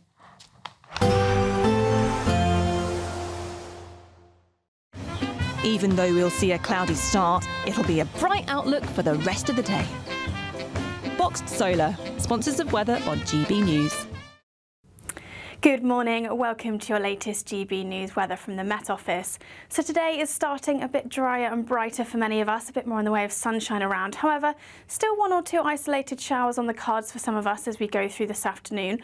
Almost anywhere could see a very light shower, but there will be plenty of sunshine between those showers. Probably England and Wales seeing the bulk of those showers through the afternoon, but they will be much lighter and much more scattered than we saw on Sunday. And as I say, a lot more sunshine between those showers too. Feeling really pleasantly warm in that sunshine, particularly at this time of year. The sun's fairly strong still, 24 or 25 degrees in the south, and even into the low 20s across much of Scotland and Northern Ireland too. As we then head into Monday evening, there will still be some late sunshine on offer, those showers gradually starting to ease through the evening. One or two still around in places, but it should be dry for most of us to end Monday. Perhaps the sunshine turning a little hazier across the very far west of Northern Ireland into Monday evening. And across parts of Scotland too, still one or two isolated showers, particularly across the Northern Isles, to finish on Monday. As we then go through Monday night and into the start of Tuesday, that area of cloud associated with that area of rain pushes its way eastwards overnight Monday and into the start of Tuesday. Before we get there, though, there will still be plenty of dry weather around, those showers gradually easing, plenty of clear spells, but turning increasingly wet and perhaps a little breezy across parts of Scotland and Northern Ireland. And quite mild here too, temperatures generally holding up into the double figures across many towns and cities, but some rural spots perhaps starting just a little bit fresher on Tuesday morning. That area of rain then continues to sink its way south and eastwards through Tuesday. It will break up, turn a little more showery in nature through the afternoon, but we could still see some heavier downpours and there will be quite a bit more cloud around than we're seeing through today. Although temperatures will still be pretty similar, it will be feeling quite a bit more humid on Tuesday afternoon. 23, 24 degrees in the south, but still into the low 20s further north, but definitely feeling more muggy than it did over the weekend. Expect a warm front moving from the kitchen right through to the rest of the house. Boxed Boilers, sponsors of weather on GB News. Still to come, Lyd May and Chris Akabusi will be taking us through the papers. That's coming up in a couple of minutes. Hi, I'm Michelle Dewberry, and my show is your opportunity to cut through all the noise and dive in headfirst to some robust debates. Ideas clash. Situation, isn't it? No, because the failure is you're deliberately avoiding my point. Nothing's held back, And if you think this is the end of it, wait for more. and we do not shy away from the difficult stuff. Sometimes I want to shake people and say, if only you understood. So join me on Jubes and Co weeknights at 6 p.m. only on GB News, Britain's news channel. From the school run to the home run, watch a new show for all of Britain. He can say whatever he wants. A straight talking show where all voices are heard. And, you know, when are we going to stop talking about smashing the gangs and actually do it? With the stories that matter from every part of our country. There's a bit of a crash landing there for your Chancellor. Bold, fearless and standing up for you. That's me, Martin Daubney, 3 p.m. till 6 p.m. weekdays here only on GB News. The People's Channel, Britain's news channel. You've read the headlines, you've heard what those in power have to say. How about now we actually get to the truth? They would pay attention. We go beyond the political theatre and tell you what's really going on behind the scenes. For a massive council tax hike, one of the biggest in the UK. Others follow their lines, but we go off script. You sound like a broken record, you say that week after week. Cutting through the narratives and giving you unique perspectives. That's Ben Leo tonight, Saturdays and Sundays from 9 p.m. on GB News, Britain's news channel.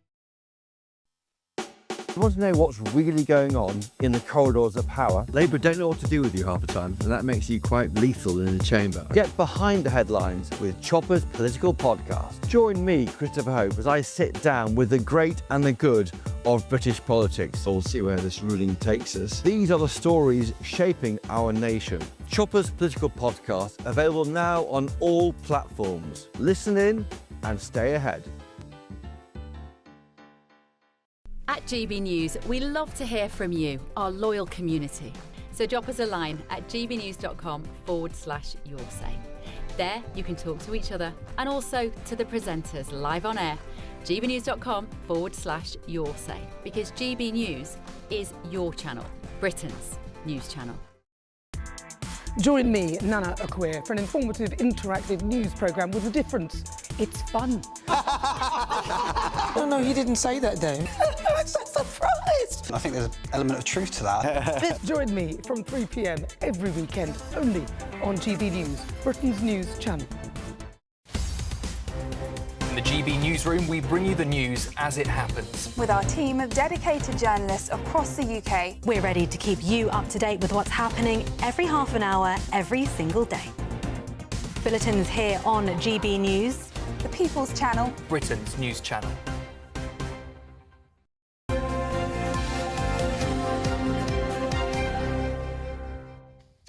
Now it's the final week to see how you could become £54,321 richer. Sounds good, doesn't it? Sounds very good, thank you very much. Well, you need to get a wiggle on because the lines close on Friday. So make sure you don't miss out. Here are all of the details that you need. There's just 4 days left to see how you can bank our biggest cash prize to date. £54,321 in tax-free cash is up for grabs in our summer Great British giveaway. Cash to spend on anything you like. All of that cash could send you on a holiday, boost your savings, or just send some of those day-to-day financial stresses packing. Lines close on the 1st of August, so make sure you don't miss out. For another chance to win, text cash to 63225.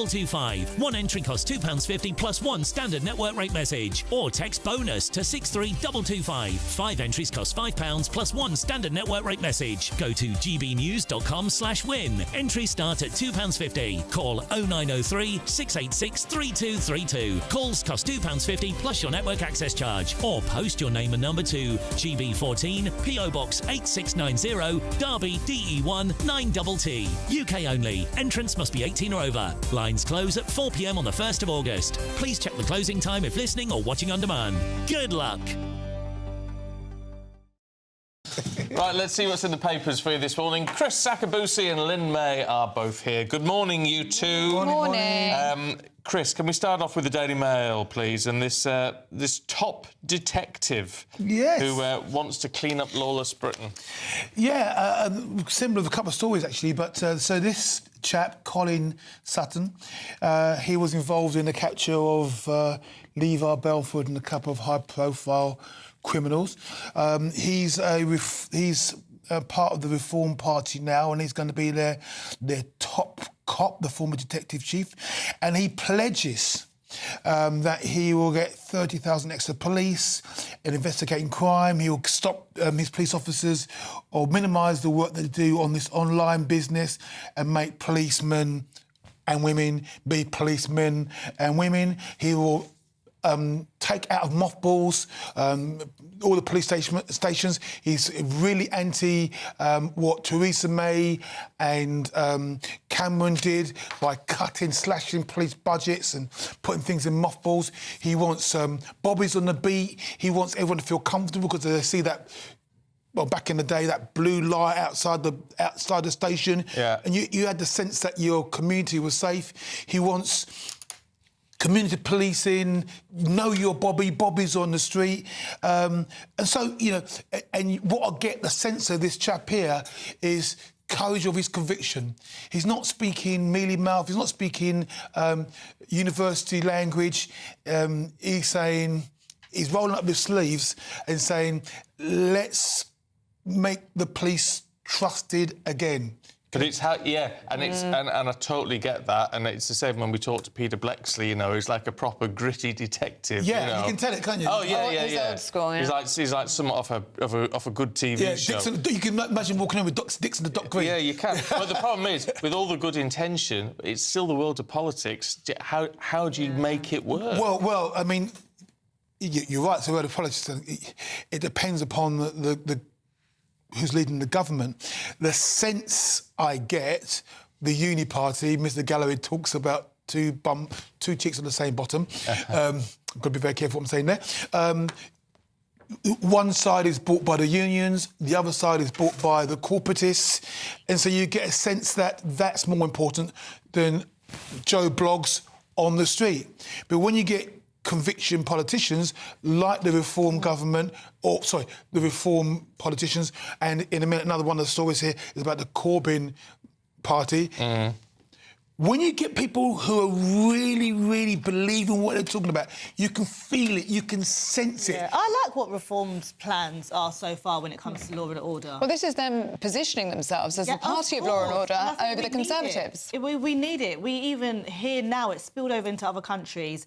Conversation about I visited London, I didn't feel safe. We're supposed to have one of the best cities in the world, and people are coming here not feeling safe. Will they choose us for their next holiday destination? The phone-licking capital of the world. Well, this is it. And hearing, you know, Nigel Farage saying, I'm going to come out hard on crime.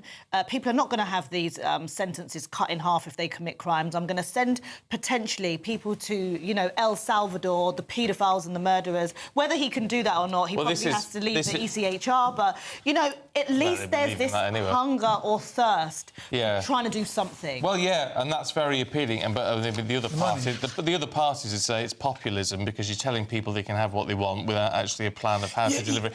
But we'll have to debate that later. Oh, sorry. Are we done already? Because we're done. We're coming back to you. We're coming back to you. But before this is only part one. Before we come back to these two, we're going to be talking to the Deputy Chairman of the Conservatives in a couple of minutes.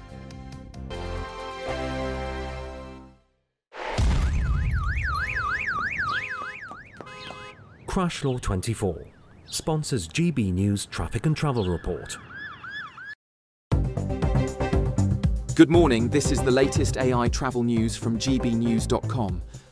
On the M9 westbound, there is a broken down vehicle between Junction 3 and Junction 4, so drivers should proceed with caution.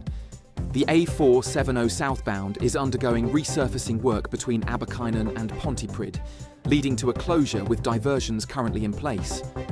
In Surrey, there's a broken down vehicle on the M3 westbound, causing one lane closure between Junction 2 and Junction 3, which is expected to clear soon. And on the trains, major disruption is reported between Edinburgh and Newcastle, affecting cross-country and Elna services. For more travel news, go to gbnews.com. Crash Law 24 sponsors GB News Traffic and Travel Report. It's Patrick Christie's Tonight, and here we do things differently. It's explaining the absolute madness of this, doesn't it? It's explosive. I mean, this is very good. It's lively. 850. Your government sat there, Sean, and it did nothing. It's controversial. And the Middle East has been in turmoil since before I was born. It's everything you need to kickstart your evening. Everyone's had their Weetabix tonight. I love to see it. That's Patrick Christie's Tonight, weeknights from 9 p.m. Only on GB News, the People's Channel, Britain's news channel. From the school run to the home run, watch a new show for all of Britain. He can say whatever he wants. A straight talking show where all voices are heard.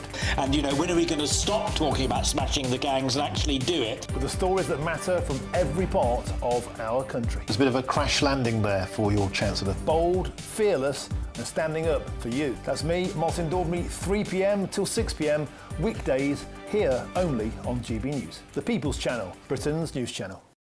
Westminster's full of talk, but out here, it's the real world. Am I allowed to talk No, now? that's it. This is where it matters, real people and real lives. That's what politics is all about. The fact has Trump made a good start? No. Straight answers, no spin, and just a couple of pints. How many fingers have I got up? About 10. So join me for Lee Anderson's Real World every Friday at 7 p.m, only on GB News. The People's Channel, Britain's news channel. You want to know what's really going on in the corridors of power? Labour don't know what to do with you half the time, and that makes you quite lethal in the chamber. Get behind the headlines with Chopper's political podcast. Join me, Christopher Hope, as I sit down with the great and the good of British politics. We'll see where this ruling takes us. These are the stories shaping our nation. Chopper's political podcast, available now on all platforms. Listen in and stay ahead.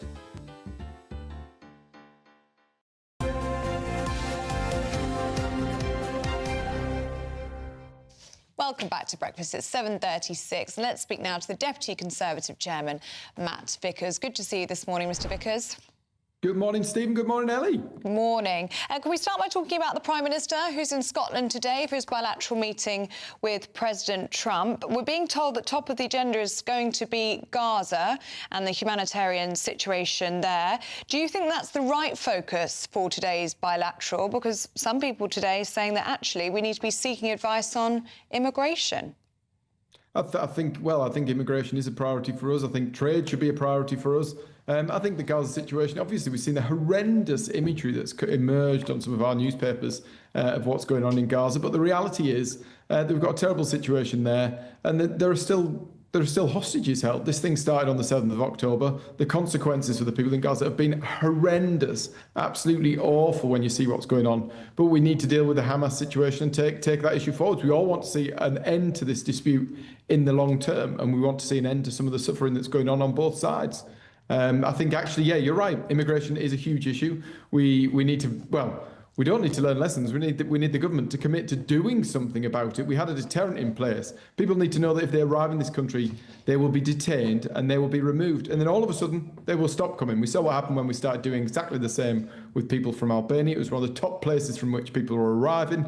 The minute they were being shipped back, the number arriving fell by more than 90%. That is the way forwards. There needs to be a deterrent. It's a supply and demand issue. Well, yeah, no, absolutely. I mean, the problem you've got, though, is it's getting those agreements in place. Albania, yeah, we got the agreement in place. We have a problem with Europe. We can't have a bilateral agreement with France, do we? We've got to have something Europe-wide, and that's where it gets very problematic. We need to have something, we need to have something beyond. I mean, Rwanda was one country, but actually the principle that if you arrive here, you are going back. You're either going back to your own country or you're going to a safe third country is the way forwards. Actually, what we've seen more recently, since Labour came to power, They're now allowing, the law has been changed to allow people who arrive here illegally to become British citizens. That is like rolling out the red carpet. It's inviting people in, and it's making the situation a lot worse. It's up by something like 50%, the number of people arriving in the UK. There are more hotels opening. Hotels were being closed, they're now opening. And we're actually seeing less of those people who've arrived illegally being removed from the country. It's all going the wrong way. Well, sticking with the issue of immigration, we saw protests in Epping again over the weekend, didn't we? What do you suggest should happen to the Bell Hotel in Epping? I think it should be closed. I think what's gone on there and what is thought to have gone on in that part of the world is absolutely terrible. I think it should be closed. I think we need to be closing more of these hotels. But the only way we're going to solve this is by stopping people arriving, by putting that deterrent in place and making sure that people know when they arrive, well, when they decide to pay those people smugglers to come across the channel, that they're not going to get to stay. They'll stop paying and they'll stop coming. Yeah, well, look, and ultimately, you know, if that works, great. But when you say close the hotel in Epping, the problem you've got is these people are here now. So you close a hotel in Epping, you've literally just got to move them somewhere else. You are literally moving the problem to somebody else's area. We were looking at alternatives to hotels before. That's why we were closing hotels, because we were looking at alternatives, whether that's using different sorts of accommodation. We saw the Bibby Stockholm. You've got to be more... But if the Conservatives turn around and say, solve this problem, close... You know, it's Monday morning, close a hotel on Tuesday lunchtime, there isn't anywhere else to put them, is there, at the moment?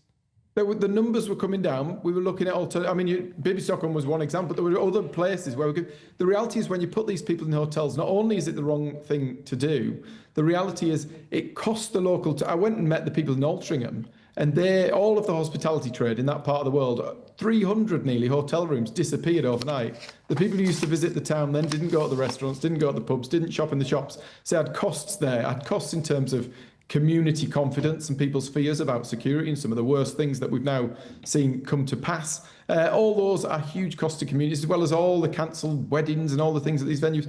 It has, as well as the actual financial costs, taking these hotels out of circulation is hugely damaging to local economies. Got the doctors' strike going on at the moment, and you're here to talk to us about the Conservatives' plan to ban doctors from striking. I'm just curious because the junior doctors were holding the country to ransom effectively at the end of your last government. So why wasn't this done before? Why are you thinking about it now? What we've seen is ever-increasing demands. The reality is they got 28% over 3 years. That was given to them. Labour said, we're going to come in. What we're going to do is we're going to dish out the dosh. Everybody will be happy and they'll stop striking. We dished out the dosh, millions of pounds through the door, taxpayers picking up the tab, and the end result is they've come back for 29%. I don't know when you last saw a 29% pay rise, but it's not something that the world gets to see. And the reality is that money comes from taxpayers. We of course want people who work in our NHS to be properly paid, but this is ridiculous. And the reality is it comes with a huge cost to life. We've seen people lost their lives as a result of this strike action, and it will only get worse. The 12th strike, they've had 28%, they come back for 29%. It has to stop. We need a ban in place. We've seen it with prison workers, with police officers, with the military. Where these things come with a cost to life, those people need to go to work. We put in place minimum service legislation to control this situation, to mean that there was a minimum standard of service, that people did have access to the life-saving support that they needed. But actually, this has gone beyond that. 12. All right, Mr. Vickers. The problem you've got here is that you accuse Reform UK of populism. You say, well, you promise it, and this is what Kemi Badenoch, your leader, has said. You know, Nigel Farage is promising the world, he's telling people what they want to hear, but he can't deliver it. You're doing exactly the same thing here, aren't you? You're saying close a hotel in Epping when there's nowhere else to put these people in the immediate term. You're saying ban the doctors from striking. Well, they're already striking. What you're going to do, turn around tomorrow and say you either stop striking or you're going to get fired. Well, half of them are not going to go back. They're just going to walk off. So you're providing them with populist answers that don't actually bring us a solution. Not populist, realist. These are realistic solutions. You need to ban doctors going on strike. People are losing. But what do you do now? Waiting lists are getting longer. You can't do that mid-strike. You ban in the same way that we do it for police officers. Yes, but you can't do it when they're in the middle of a strike. Yes, but we would do it. This is the end. The reality is this isn't a solo strike. This has gone on 12 times. Lots of people have lost their lives. Lots of people will continue to lose their lives unless we get a grip on this. That means a ban on strikes for doctors. It's the right thing to do. It's the right thing to do for taxpayers. It's the right thing to do for people who need those doctors. They might need them tomorrow. They might need them in 6 months' time when they're on strike again because they're after another 29%. It's the right thing to do. Matt Vickers, we're out of time with you. Thank you very much. He's a feisty one. Is Matt Vickers. He says, I mean, look... He's not afraid going toe-to-toe with you, is he? No, and look, a lot of you will listen to that and go, yeah, great. And, you know, and it does sound, you know, it is, but it is populism. It's like with the Epping Hotel. I'm glad you said that. It's true. You're just moving the problem, aren't you? You are moving the problem. Yeah. What do we do with them? Oh, well, this is it, and it's all right to say, well, we need to stop them coming in. Yeah, stop them coming in, but they're here now, and if you shut the hotel tonight, where are you going to put these people? We'll see them on the streets, won't we? You can't just put them on the streets. Obviously, that would create even more problems. So this is the issue with this. It sounds great, but it's not actually remotely practical at the moment. And we saw all the problems with the Bibby Stockholm, didn't we? And people being brought on and then being brought off almost immediately because of health concerns and illness. And, yeah, it's just... And also, with doctors, as unpopular as it is, they've obviously got a point. These are bright, intelligent people. They've got a point that they are striking for. And when they say that 29%, which is obscene as far as I'm concerned, from my position. However, what they're saying is that if you go back and look at where doctors were, and they're not junior, residential doctors, so where they were in 2008 and where they are in 2025. But that's like the majority of us. I work in the public sector. 100%. If we all had that attitude, I get it, they've studied for years and so on and so forth. If everybody in public sector had that sort of opinion, everyone would be striking all the time. It wouldn't be functional. Yeah. Well, look, we've got to head to a break in just a sec. I mean, I agree. I think, you know, and I think banning doctors from striking is probably a sensible way forward. But that doesn't actually resolve the problem we've got now. Yeah, that's something you do for 2030. Say in 2030, you let them know when like my son wants to be a doctor. You know that if you want to be a doctor, you won't be able to strike because, like, I was a soldier and I wasn't allowed to strike. Wasn't on the cards for you. Well, you two stay where you are. We'll be back with you in just a few moments. But first, let's get a check on the forecast across Europe. Can't wait to get in that sea. Lovely and warm. Just like the feeling of having great travel insurance. All Clear Travel Insurance sponsors GB News Travel Destinations Forecast. Hello there. We've got some severe thunderstorms on the way across many parts of Italy and the Balkans on Monday and Tuesday. But the good news is the extreme heat across Greece and Turkey is slowly easing, though there are unfortunately still a few wildfires around in places. Those showers also across parts of Italy, maybe the Pyrenees as well. But most of Iberia dry, sunny and settled, as indeed it will be across parts of Madeira and the Canary Islands. Lots of sunshine on the way and very warm, if not hot, over the next few days. All Clear Travel Insurance sponsors GB News Travel Destinations Forecast. Britain was once the envy of the world. But look around. A nation that no longer knows what it is or where it's going. A country that's broken. How do we fix Britain? How do we bring it back? Friday night with Matt Goodwin at 8 p.m. Only on GB News. This is GB News, Britain's news channel. On this day, 4 years ago, GB News was born, launching our first live broadcast on June 13th, 2021. Let's take a look back at some of our earlier memories. If you've just switched on, a very warm welcome to you. I am Alistair Stewart, and until 3 p.m. this afternoon, I'll be keeping you company, along with friends and, I hope, friendly guests. I hope you'd agree that we've had a strong hour of debate and discussion so far, but there's lots more still to come. GB News is all about you, our viewers. Any burning questions or stories that you think we need to cover, no matter how big or small, we really do want to hear from you. Well, we can now speak with former GB News presenter Alistair Stewart. Alistair, thank you so much for joining me. Thinking back to 4 years ago, what did you think the channel's prospects were? Did you think it would be a success? I did. Thank you so much for having me on, and a very happy birthday to you, one of the many brilliant faces, as we call it in the trade, presenting programmes, but also to the absolutely wonderful team of technicians that you've got behind you, making sure that this all gets on air very smoothly. And we've not only hung on in there, but we've now got GB News Radio as well. Online, we're huge.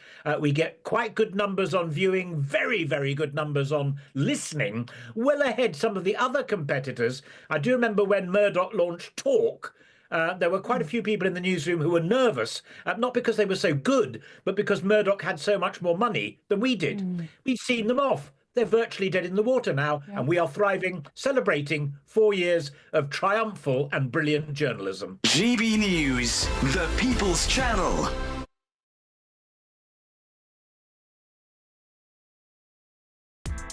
Join me, Nana Akwe, for an informative, interactive news programme with a difference.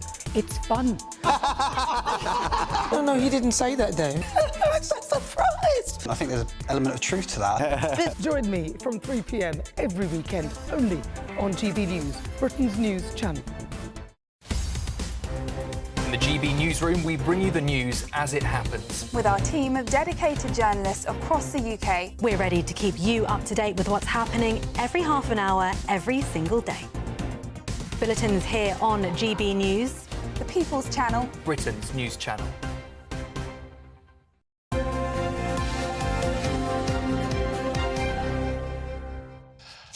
Chris Sakabusi and Lynn May with us, going through the papers. Telegraph, Lynn. Britain is ready to fight in the Pacific, so we're being told. Well, yes, when asked, the Defence Secretary John Healey said if needs be, Britain would join the fight against China to support Taiwan, or essentially support Australia. And I just think now's the worst time to say something like that. I think we're sick to the back teeth of entering wars that really has no relatability to the British people. Oh, no, but it does, though, with Taiwan. Directly? Yes. OK, school. Because it's all about microchips. It's all about, I know it sounds weird, but we rely on, we have microchips in everything. Something like 90% of them are made in Taiwan. Now, if China gets control of that market, it's globally very problematic. That's why Taiwan is so important globally. But we get so much from China anyway, so what difference would it really make? I don't know in terms of that, but that is what they're concerned about. I think it would be That's what America's concerned about. If we added this to the amount of wars that we have going on personally. I don't think we have a hunger for it. I don't think we have enough even soldiers to be able to say... They always speak on behalf of, you know, the military, but is there enough take-up for... But it would be a big America thing as well, because obviously America's got... there's always American patrols around Taiwan. I mean, there's got a big input there, haven't they? Yeah, no, absolutely right. I mean, I get that. And if you're talking about America and China, it sounds a little bit more of a fair standoff, but the United Kingdom with 70,000 soldiers. I mean, when I was a soldier, we had more than that in BAOR, British Army on the Rhine. I can't really see it. I mean, I get it. I was there when we went to the Falklands. Argentina, very different proposition to China. Yeah. Yeah. Do you think we don't have... British people don't have that same vigour to want to go to fight for Britain now, Well, when I was a young lad... And as in a playground in the 60s, we were singing "We Won the War" in 1944. Yeah. When I joined the army in the 70s, I was still connected to that British army. Yeah. Right. Yeah. 50 years later, with all the peace that we've got, my lad's not thinking about laying down his life for king and country. Yeah. It was a viable proposition for me because I recognised the freedom and the gift that I had living in this country in the 60s and 70s. But now, I think we have to be careful with... They would have to convey a message that it's really essential, like you said, with the chips, but I don't think... We get so much from China. If China took over that whole, you know, import-export of chips, would it make a difference that much to us, the average everyday person, versus war again? I mean, there's all this concern about China spying us and all the rest of it. They can do what they want. If they got control of all that, they could do They can do that now, through TikTok. No. This would be a step up. Not like a hardware issue. It is important, but as you say, it's getting the message across. People don't necessarily understand why somewhere like Taiwan is so important. Wars are always about resources, money or land. Yeah, always. So in the end, if we are at risk... Lynn? You are in my house, and this is a terrible racket. OK, so at the St Andrew's Church in Holborn, there was a choir singing a little longer than they should have, past 10 p.m, I think, and the bishop, who I think lives in the building, he came downstairs, turned on all the lights in his dressing gown and said, "Get out of my house." He was not happy with the choir singing beyond 10 o'clock. And you just got to see the video to believe. Oh, let's have a quick look. And that's it. It's gone past 10. What house? A terrible racket. Good night. You are in my house. Can you leave it now, please? Thank you. It's over. It's very polite. I think he was wrong, but it's very polite. It was very British telling off, wasn't it? Very British, yes. Yeah. Can you leave now? Yeah, terrible racket. This is over now. I mean, in the Daily Mail, you've got a picture of all the joyous people singing, etc., and then you've got him. Yeah. Not a happy man. All right, you two, thank you very much indeed. We'll see you later. Let's get a check on the weather.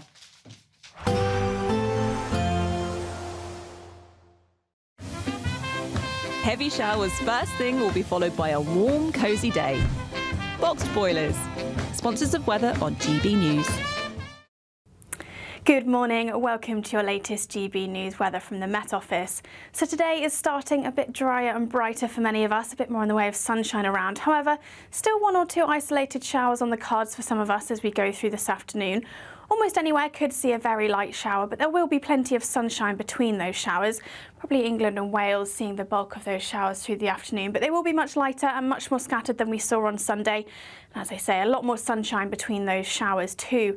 Feeling really pleasantly warm in that sunshine, particularly at this time of year. The sun's fairly strong still, 24 or 25 degrees in the south, and even into the low 20s across much of Scotland and Northern Ireland too. As we then head into Monday evening, there will still be some late sunshine on offer, those showers gradually starting to ease through the evening. One or two still around in places, but it should be dry for most of us to end Monday. Perhaps the sunshine turning a little hazier across the very far west of Northern Ireland into Monday evening. And across parts of Scotland too, still one or two isolated showers, particularly across the Northern Isles, to finish on Monday. As we then go through Monday night and into the start of Tuesday, that area of cloud associated with that area of rain pushes its way eastwards overnight Monday and into the start of Tuesday. Before we get there, though, there will still be plenty of dry weather around, those showers gradually easing, plenty of clear spells, but turning increasingly wet and perhaps a little breezy across parts of Scotland and Northern Ireland. And quite mild here too, temperatures generally holding up into the double figures across many towns and cities, but some rural spots perhaps starting just a little bit fresher on Tuesday morning. That area of rain then continues to sink its way south and eastward through Tuesday. It will break up, turn a little more showery in nature through the afternoon, but we could still see some heavier downpours and there will be quite a bit more cloud around than we're seeing through today. Although temperatures will still be pretty similar, it will be feeling quite a bit more humid on Tuesday afternoon. 23, 24 degrees in the south, but still into the low 20s further north, but definitely feeling more muggy than it did over the weekend. There will be a light breeze in the morning, leading to a warm front. Boxed Heat Pumps, sponsors of weather on GB News.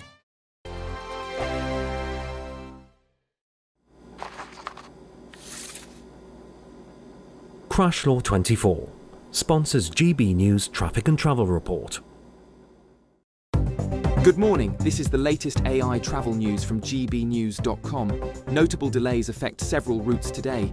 The M9 westbound is obstructed between Junction 3 and Junction 4 due to a broken down vehicle, so exercise caution as you drive past. The A470 southbound from Abercynon to Pontypridd remains closed for resurfacing, with diversions in place. There's congestion on the A585 southbound between the A586 Great Eccleston and the M55, causing a 10-minute delay. And on the trains, significant disruptions are reported on cross-country services between Edinburgh and Newcastle, with additional delays between Sheffield and Doncaster. For more travel news, go to gbnews.com. Crash Law 24 sponsors GB News Traffic and Travel Report. It's the final week to see how you can win big, as there's an incredible £54,321 in tax-free cash to be won. What would you spend it on? The holiday of a lifetime? Or just sit back, relax and remove some of those day-to-day financial stresses? Lines close on the 1st of August, so make sure you don't miss out. For another chance to win, text cash to 63225. One entry costs £2.50 plus one standard network rate message, or text bonus to 63225. 5 entries cost £5 plus one standard network rate message. Go to gbnews.com/win. Entries start at £2.50. Call 0903 686 3232. Calls cost £2.50 plus your network access charge. Or post your name and number to GB14 PO Box 8690 Derby DE1 9TT. UK only. Entrance must be 18 or over. Lines close at 4 p.m. on the 1st of August. Please check the closing time if listening or watching on demand. Good luck. This is Britain's Newsroom, where your voice matters. It's just astonishing. With expert analysis and honest opinion, we don't just keep you informed. We bring you unique perspectives you won't see anywhere else. Can't argue with any of that. When the news happens, it happens here. On Britain's Newsroom, weekdays from 9:30 a.m. Only on GB News. At GB News, we love to hear from you, our loyal community. So drop us a line at gbnews.com/yoursay. There, you can talk to each other and also to the presenters live on air. gbnews.com/yoursay, because GB News is your channel, Britain's news channel. Join me, Nana Akwe, for an informative, interactive news programme with a difference. It's fun. No, he didn't say that, Dave. I'm so surprised. I think there's an element of truth to that. Join me from 3 p.m. every weekend, only on GB News, Britain's news channel.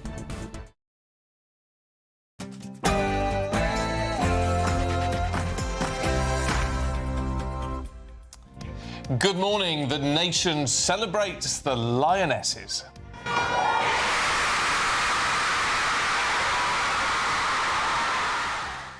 The Women's England team proved they're unstoppable, winning the Euros for a second time on the trot. And the King asks, will it be the World Cup next? Well, it's a memory that the young Princess Charlotte won't forget. She watched on anxiously alongside her dad, Prince William.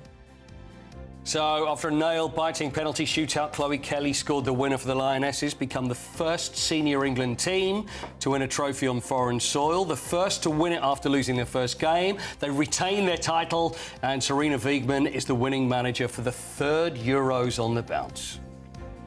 Also today, the Prime Minister will meet President Trump. Downing Street says Gaza and Ukraine will be top of the agenda. But will Trump still be singing the praises of the PM after today?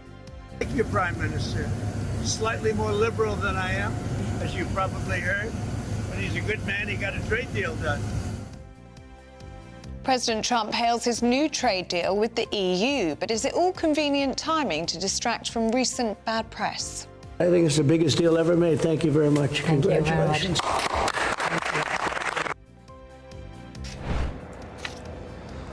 It's their 4th meeting in 7 months. This unlikely international bromance between Keir Starmer and Donald Trump comes to Turnberry and the president's golf course. They'll discuss defence, Ukraine, and maybe a deal on steel. Resident doctors walk out for a 4th day as public sympathy wanes. Earlier, we spoke to the Deputy Chairman of the Conservatives, Matt Vickers. Labour said we're going to come in. What we're going to do is we're going to dish out the dosh. Everybody will be happy and they'll stop striking. We dished out the dosh, millions of pounds through the door, taxpayers picking up the tab, and the end result is they've come back for 29%. I don't know when you last saw a 29% pay rise, but it's not something that the world gets to see. The London Mayor Sadiq Khan refuses to debate Reform leader Nigel Farage. Is he right to do that? Should he face the threat of reform head on? We're debating that in about 20 minutes' time. There was a mix of sunny spells and scattered showers over the weekend, and there's more of that to come as we head through the rest of this week. But you can join me later for the full forecast with all the details. It's just gone 8 o'clock. I'm Stephen Dixon. I'm Ellie Costello, and this is GB News Breakfast.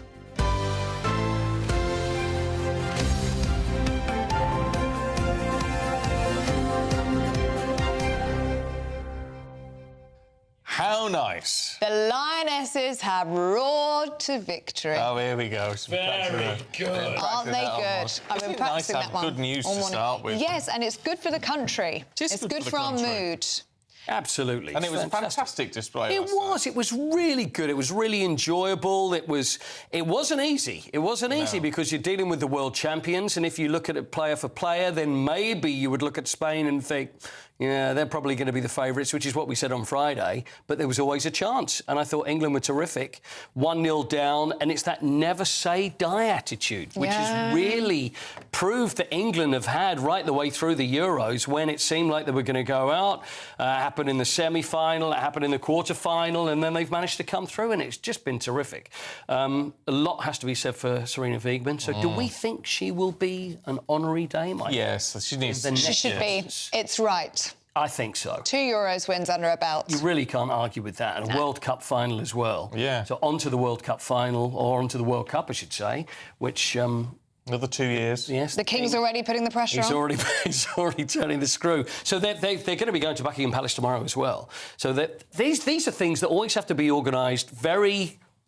well, very sort of early in advance of the tournament, just in case. And I wonder how confident they were and when they decided to actually book the bus and the open time. Because it all has to be organised, you know, with roads, etc. So it's going to be down the Mall, and then there's going to be a presentation in front of Buckingham Palace tomorrow. Yeah. And these ladies will take it all in their stride, as they do, because there's not an ego amongst them. That doesn't seem to be, does there? No. It really doesn't seem to be.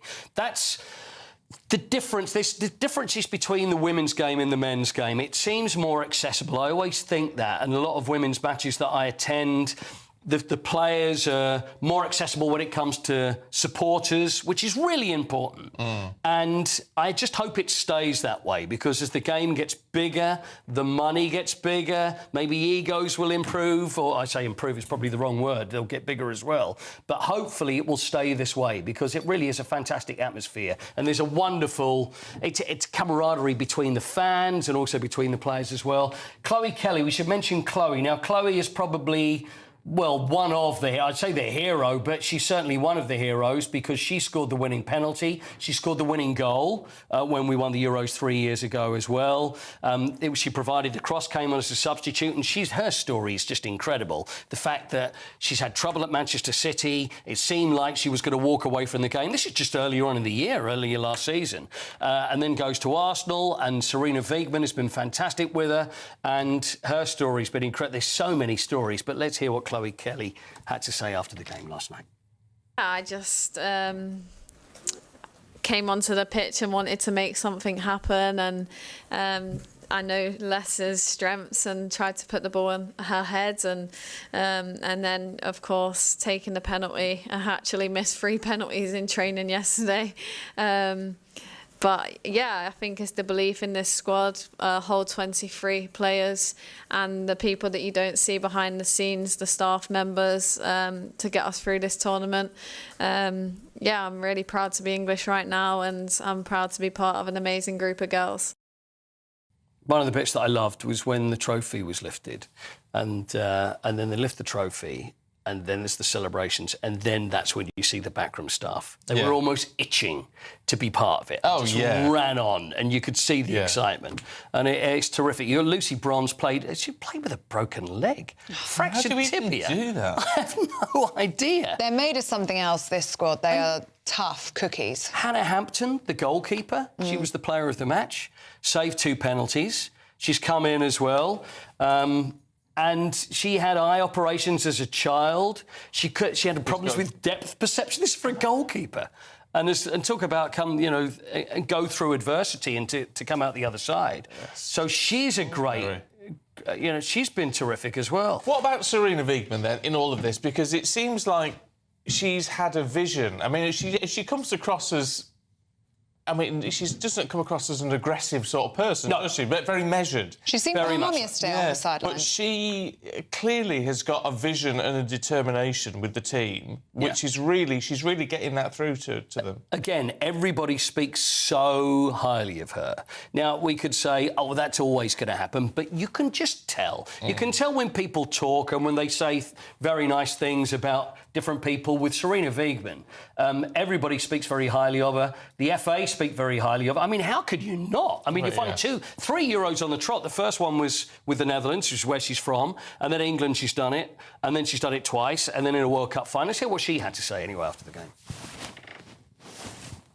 I must admit that I always think this is the most chaotic and ridiculous tournament we have played. And every time we could come back, because in quarterfinal, semi-final, now in the final we came behind. But this team, of course, we have players that have talent. And the togetherness of this team is really, really incredible. But also the belief that we can come back and that the players say we can win by any means. And we just never, ever give up. And today, too, of course, we had moments that we really had to fight to keep the ball out of our own net. That's what won them the Euros. Yeah. That attitude, that never give up. Even when it seemed... I mean, we look at the first game. They lost against France in the first game. And people are writing them off.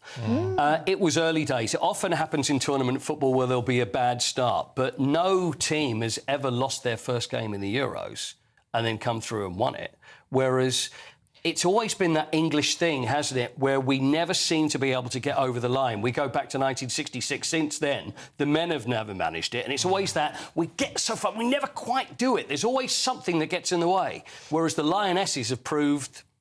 But she's brought together a team spirit in a way that we didn't have in the men's game for a long time, did we, at international level, where they all seem to be not so much focused on being England, but more their club divisions. She seems to have brought all these ladies really together as a cohesive unit. See, I think this is one of the reasons that they beat Spain.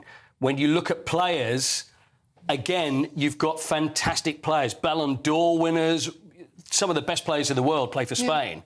But if you ain't playing together, it's a team game. And if they play along together and everybody's out for each other, which you could see that's what happened, that's one of the main reasons that they won. It wasn't so much on the fact that was the football brilliant, were they by far the best team? Maybe not. But when it came to team game and their attitude, they were absolutely the best in the They came out on top, yes. We took the scenic route to victory, didn't we? But it doesn't matter. That's exactly it's a win what we or the took. stay. It was the scenic route that we took. It was a bit of a scenic route. Is that yours? That's but we got that. good. Can I use that? And the raw to victory. I've got them all up my sleeve. The scenic route's very clever. I very much like that. Yeah, it was scenic. Anyway, we got there in the end, didn't we? We got there in the end, and it's the win that matters. It is. I'm still not over the scenic route yet. No, I'm not. I mean, she's cleverer than she looks. Not as daft as they look. Anyway, should we get a check on the weather? Not as green as your cabbage looking, as my mother would say. There you go. Right, Paul, thank you. Thanks, Coity. But we'll see you a little bit later on, aren't we, this hour? I believe so, are we? OK. I think so, because He's like, what? I'm always here. I'm always available. You know, I was hoping to talk to Leslie Lloyd. I hoping you were going to talk to Leslie Lloyd. But I hope that's later this hour. We'll see, yeah. But who knows? Well, we'll soon find out.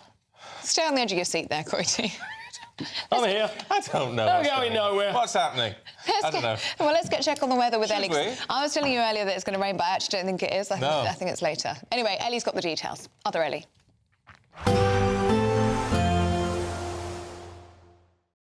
Expect a warm front, moving from the kitchen right through to the rest of the house. Boxed Boilers, sponsors of weather on GB News. Good morning, welcome to your latest GB News weather from the Met Office. So today is starting a bit drier and brighter for many of us, a bit more in the way of sunshine around. However, still 1 or 2 isolated showers on the cards for some of us as we go through this afternoon. Almost anywhere could see a very light shower, but there will be plenty of sunshine between those showers. Probably England and Wales seeing the bulk of those showers through the afternoon, but they will be much lighter and much more scattered than we saw on Sunday. And as I say, a lot more sunshine between those showers too.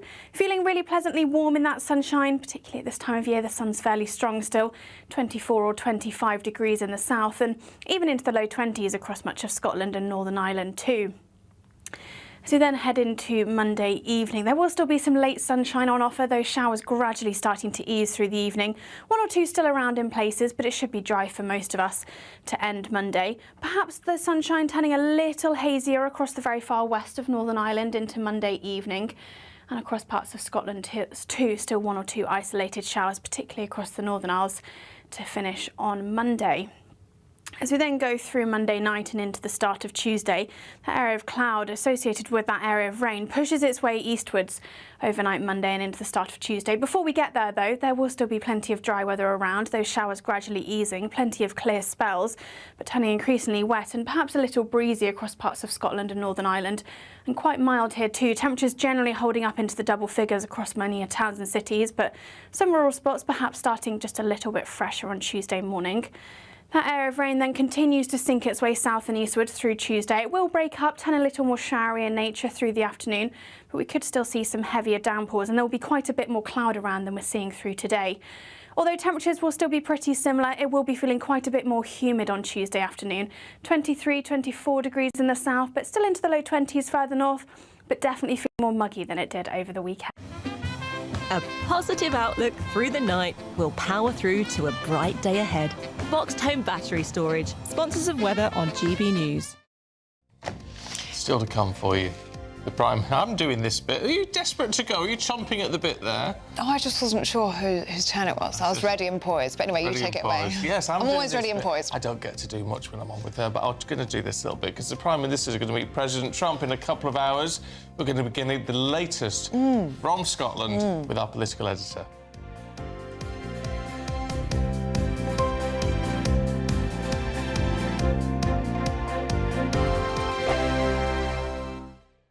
Westminster, the ultimate clique. And you're fighting like rats in a sack. But here on the Camilla Tominey Show, we ask the questions the establishment media is too scared to ask. OK, let me ask you a straight question, because I know you're a straight-talking politician. Whether it's net zero, illegal immigration or law and order, nothing is off-limits. You had the power then.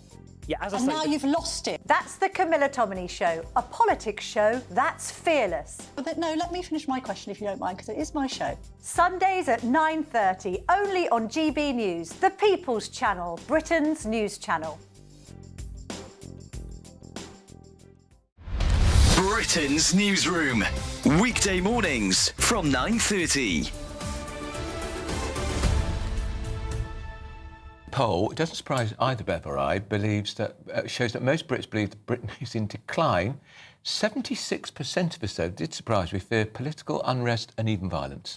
And those fears come amid violent riots, of course, in Ballymena in Northern Ireland. They've left dozens of police officers injured and the area largely destroyed in some cases, particularly the local leisure centre. Let's talk to our Northern Ireland reporter, Doogie Beattie. Doogie, this report comes on the back of sustained riots over, 6 days in the province? They are putting undocumented immigrants into areas of high deprivation. There is a group here called Mears. 85% of their properties are in socially deprived areas, and those areas are now kicking back because in amongst those areas you have pensioners and so forth that have bought their houses back in the 80s. I spoke to a couple of them that were having to be moved out by their grandchildren. We know that people are not happy with. I think first thing to say is that people are worried about their living standards. They think they've declined, and actually strikingly in a different part of the survey we found that 4 in 10 people feel like they were worse off since the COVID pandemic. That was actually particularly pronounced amongst reform voters, but overall people are very pessimistic about their personal finances and their cost of living. So I think that's a huge driver. We also know that people aren't happy with the government's handling of immigration, and actually going back to that question about what's affecting people's living standards, which I think is a much better way of getting at how people are feeling about things like the economy. People perceive, including Labour voters, including a sizable chunk of Labour voters, that immigration has had a negative impact on their living standards. And I do think we're starting to see that filter through into pessimism about the country as a whole. GB News, the People's Channel. Britain was once the envy of the world. But look around. A nation that no longer knows what it is or where it's going. A country that's broken. How do we fix Britain? How do we bring it back? Friday night with Matt Goodwin at 8 p.m. only on GB News.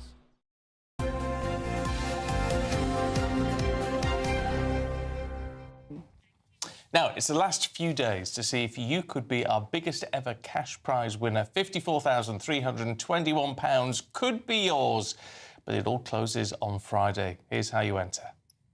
There's just 4 days left to see how you could bank our biggest cash prize to date. £54,321 in tax-free cash is up for grabs in our summer Great British giveaway. Cash to spend on anything you like. All of that cash could send you on a holiday, boost your savings, or just send some of those day-to-day financial stresses packing. Lines close on the 1st of August, so make sure you don't miss out. For another chance to win, text cash to 63225.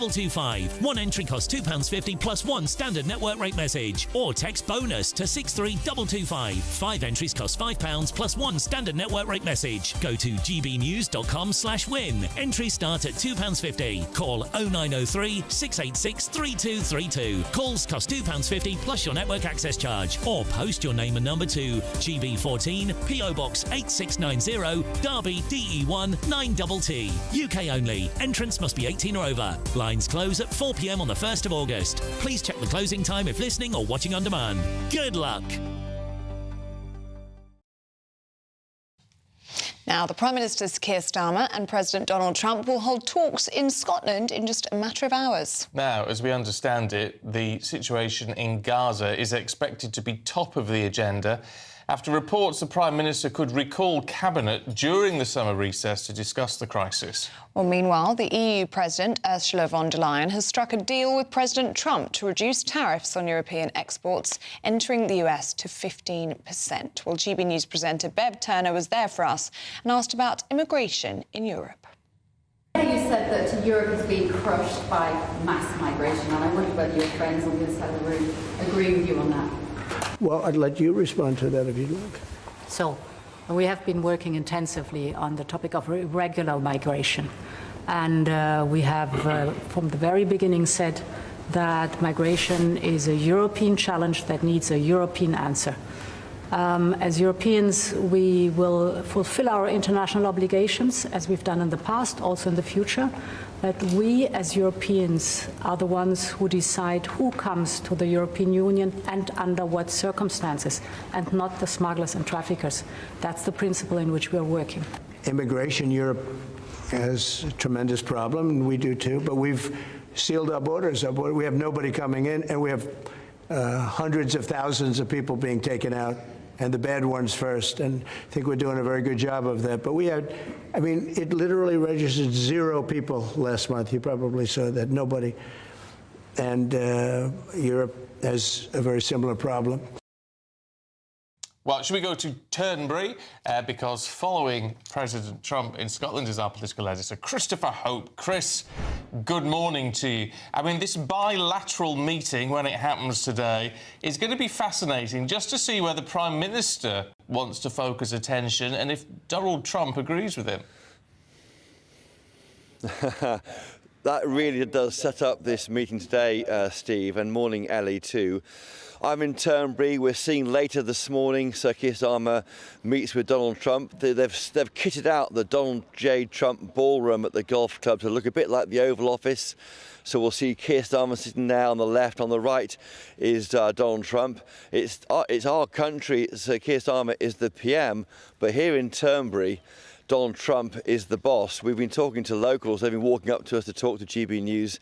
They love him here. They've been saying he's a great employer. He's picked up this golf club and used local labour to make it look better. And they do like him. And all the noise about Donald Trump we hear on social media, but in Turnberry, a big employer, they love him. But of course, on the agenda here is Gaza.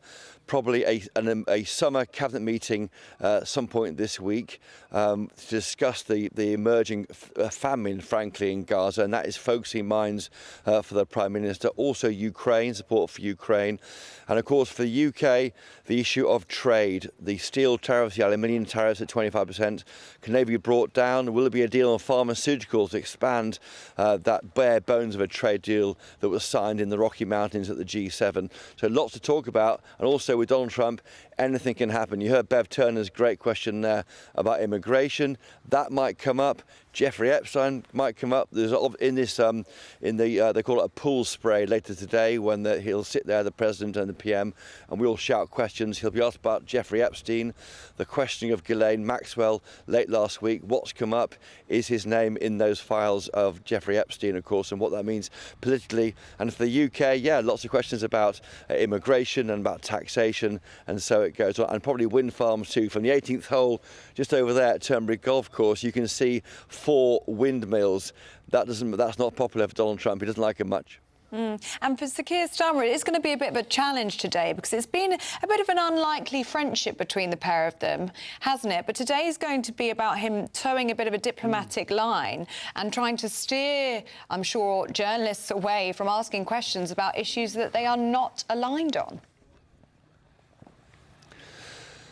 Yes, most definitely. Keir Starmer will try and draw it back towards Gaza and international affairs. We might be asking about the small boats crisis. What would you do, Donald Trump? That kind of thing. To see any advice he can give to Sir Keir Starmer. Because as you heard there, Ellie, they have managed to cut off all illegal migration into the north and southern land borders in America.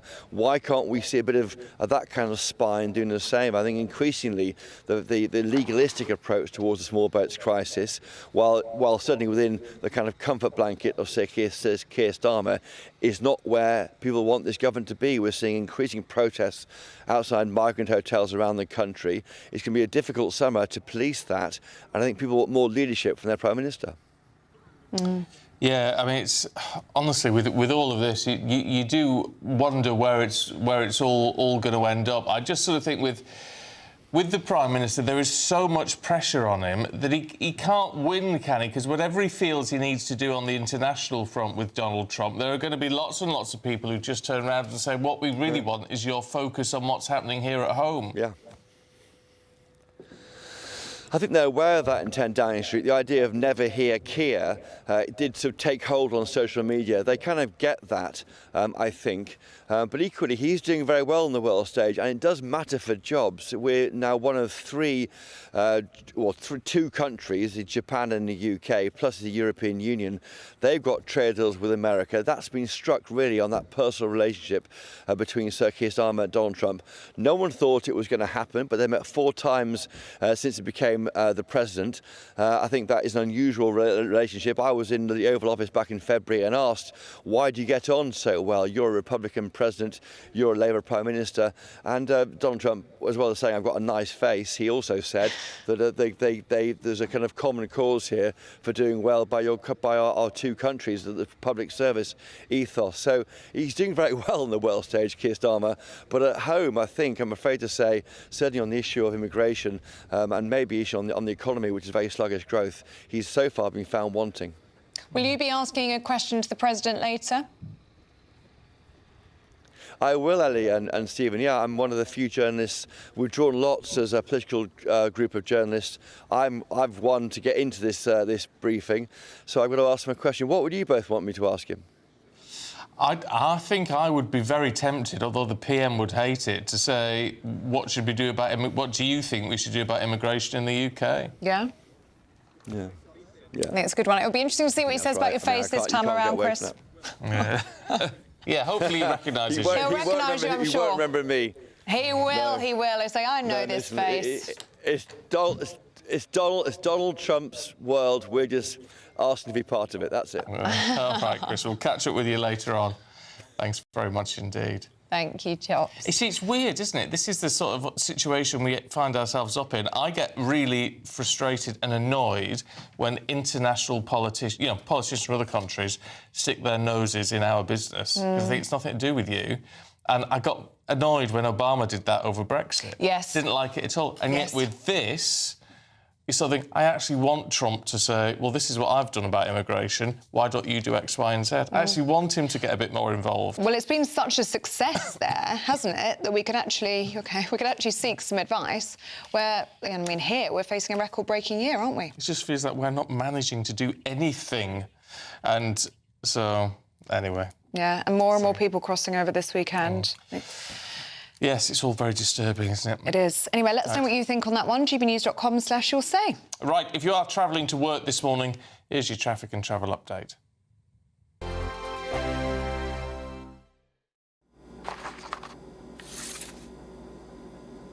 Crash Law 24 sponsors GB News Traffic and Travel Report. Good morning. This is the latest AI travel news from gbnews.com. The A78 southbound is closed from Pennyburn roundabout to Eglinton interchange due to a collision. Drivers should use alternative routes. The A470 southbound is shut for maintenance between Abercynon and Pontypridd, with diversions. In Lancashire, the A585 southbound is congested between the A586 Great Eccleston and the junction with the M55. On the A23 northbound, a broken down vehicle between the A272 and the M23 causes a lane closure. And on the trains, there is major disruption on cross-country and Elna services between Edinburgh and Newcastle. For more travel news, go to gbnews.com. Crash Law 24 sponsors GB News Traffic and Travel Report.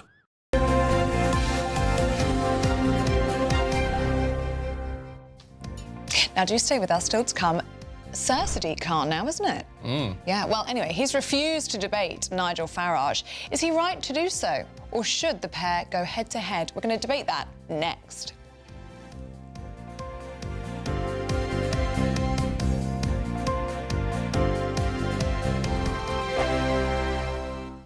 You've read the headlines, you've heard what those in power have to say. How about now we actually get to the truth? They would pay attention. We go beyond the political theatre and tell you what's really going on behind the scenes. For a massive council tax hike, one of the biggest in the UK. Others follow their lines, but we go off script.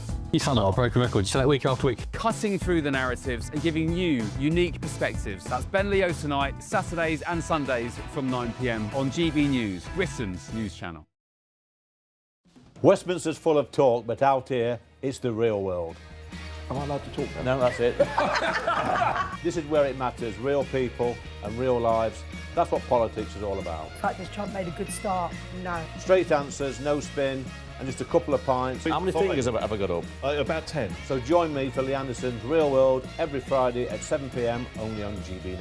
The People's Channel, Britain's news channel. You want to know what's really going on in the corridors of power? Labour don't know what to do with you half the time, and that makes you quite lethal in the chamber. Get behind the headlines with Chopper's Political Podcast. Join me, Christopher Hope, as I sit down with the great and the good of British politics. We'll see where this ruling takes us. These are the stories shaping our nation. Chopper's Political Podcast, available now on all platforms. Listen in and stay ahead. It's Patrick Christie's Tonight, and here we do things differently. It's explaining the absolute madness of this, doesn't it? It's explosive. I mean, this is very good. It's lively. 850. Your government sat there, Sean, and it did nothing. It's controversial. And the Middle East has been in turmoil since before I was born. It's everything you need to kickstart your evening. Everyone's had their Weetabix tonight. I love to see it. That's Patrick Christie's Tonight, weeknights from 9 p.m.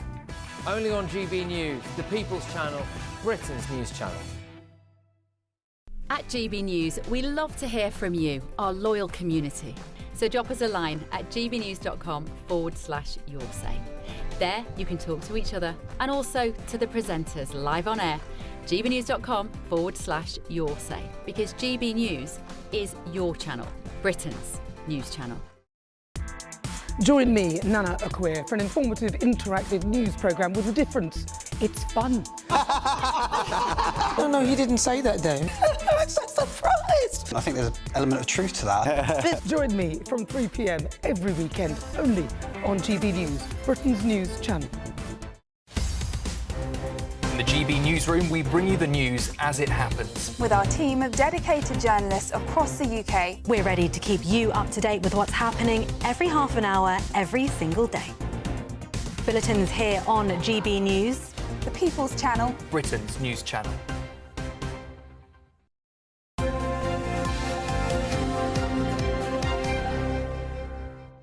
8:32 very nearly, and the Mayor of London, Sir Sadiq Khan, has refused to debate the Reform UK leader Nigel Farage. Well, Nigel has suggested that debate after shoplifting increased by 50% in the past year. But a spokesman for the Mayor of London has dismissed the offer as a political stunt. So, this morning we're asking, should Sir Sadiq Khan agree to debate Nigel Farage? Well, let's talk to Reform UK Chairman for Sutton Coldfield, Mark Hoth. and political advisor Carl Hansen. Good morning to you both. Mark. Morning. I mean, let's be honest about this. Why on earth would Sadiq Khan want to debate Nigel Farage when there isn't an election due?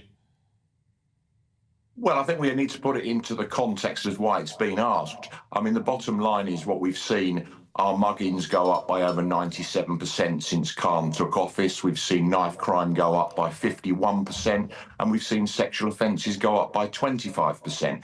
Now, to answer your question, he probably wouldn't want to debate Nigel Farage because Nigel Farage would show him up for the complete failure that he's been in terms of crime in London. So I can understand why Sadiq Khan would turn down that offer. But one of the problems, of course, is Sadiq Khan likes to dodge these questions. He's never held accountable properly in the London Assembly. And if difficult questions about this subject are asked, he gives kind of glib answers and actually doesn't respond to any of the questions. I mean, particularly recently, the questions that were raised around grooming gangs in London, when he kind of sort of didn't even, alleged that he didn't even know what a grooming gang was. So I think, you know, the bottom line is Nigel Farage has asked for a debate because he wants to hold Sadiq Khan to account for the shocking figures that I've just given out, which are just few of those figures that I've just given out around Sadiq Khan's record as mayor and obviously also the crime commissioner of London. Carl, do you think Sir Sadiq Khan should be held to account? Should he debate Nigel Farage? I mean, every politician should be held to account, but I don't see the point of him debating Nigel Farage. Nigel Farage isn't running to be Mayor of London. He doesn't represent a London constituency. He's the MP for Clacton. So debates like this are useful, I think, when politicians are running for election and voters want to decide who to support. But the MP for Clacton debating the Mayor for London is a publicity stunt. I mean, again, Mark, it's back to you. There may be valid questions to raise, and they really are valid questions. Yep. And Nigel Farage has got his points to make. But as Carl says, there is no direct relevance here. It would do nothing but shame Sadiq Khan into having to come up with some answers. So why on earth would he do it? It would not in a million. And Nigel Farage must have known that when it was suggested.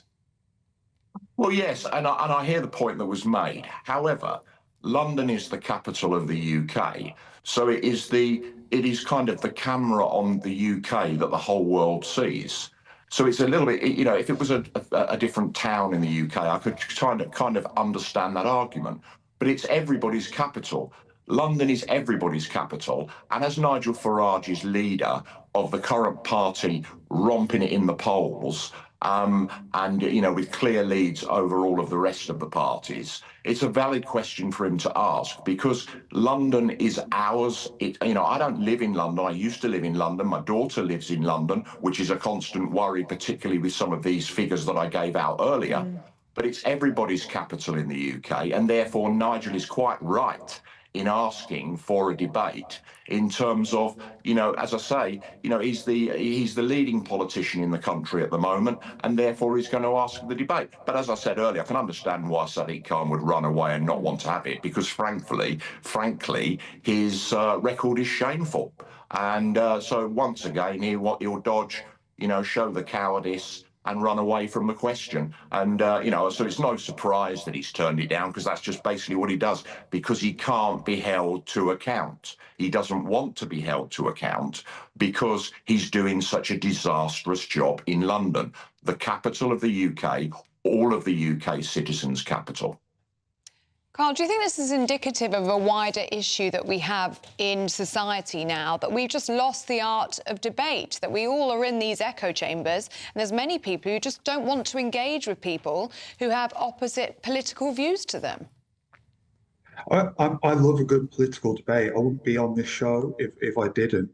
But there's a time and a place for them. And I think more than a debating culture being lost, what this shows is there's a sort of current right-wing fixation with London, wanting to portray it as a sort of a lawless hellhole, to make wider points about crime and immigration.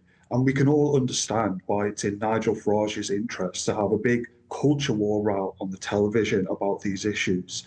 but that's nothing to do with the interests of the people of London. And quite frankly, it's not really anything to do with Sadiq Khan's job, which is to run the city he was elected to represent.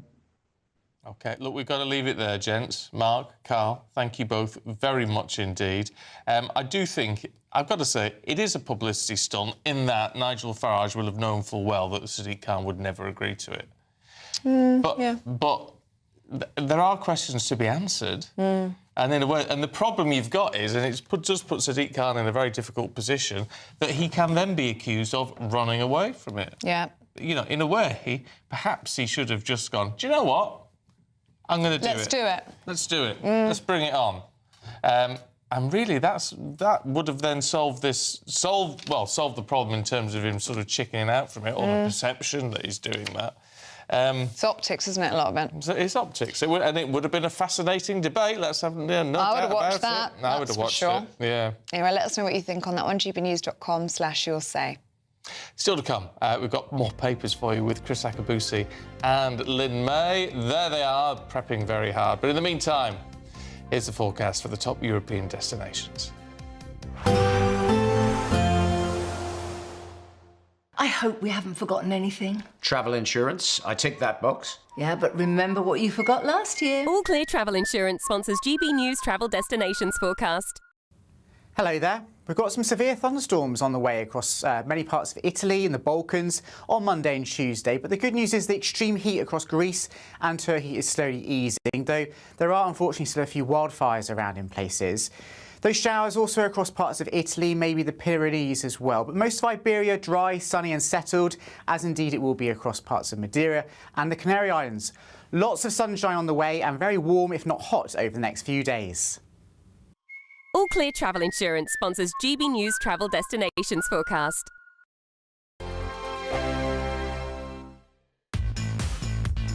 5 hosts, 5 opinions, 5 fearless debates, 5 unfiltered takes on the day's news. 5 reasons not to be anywhere else on Saturday night. This is the Saturday 5. You got me good there. Britain's biggest Saturday night TV show. It's not a bad brand. Yeah. Uncensored. Very, very racy tonight. On the unpredictable. What did she say? Can you translate it for us? And always entertaining. And how can a country go from being led by William Wallace to Saturday nights from 6 p.m. only on GB News. The People's Channel. Britain's news channel. You're going to want to stay tuned, trust me. Good afternoon, Britain. Weekdays from midday.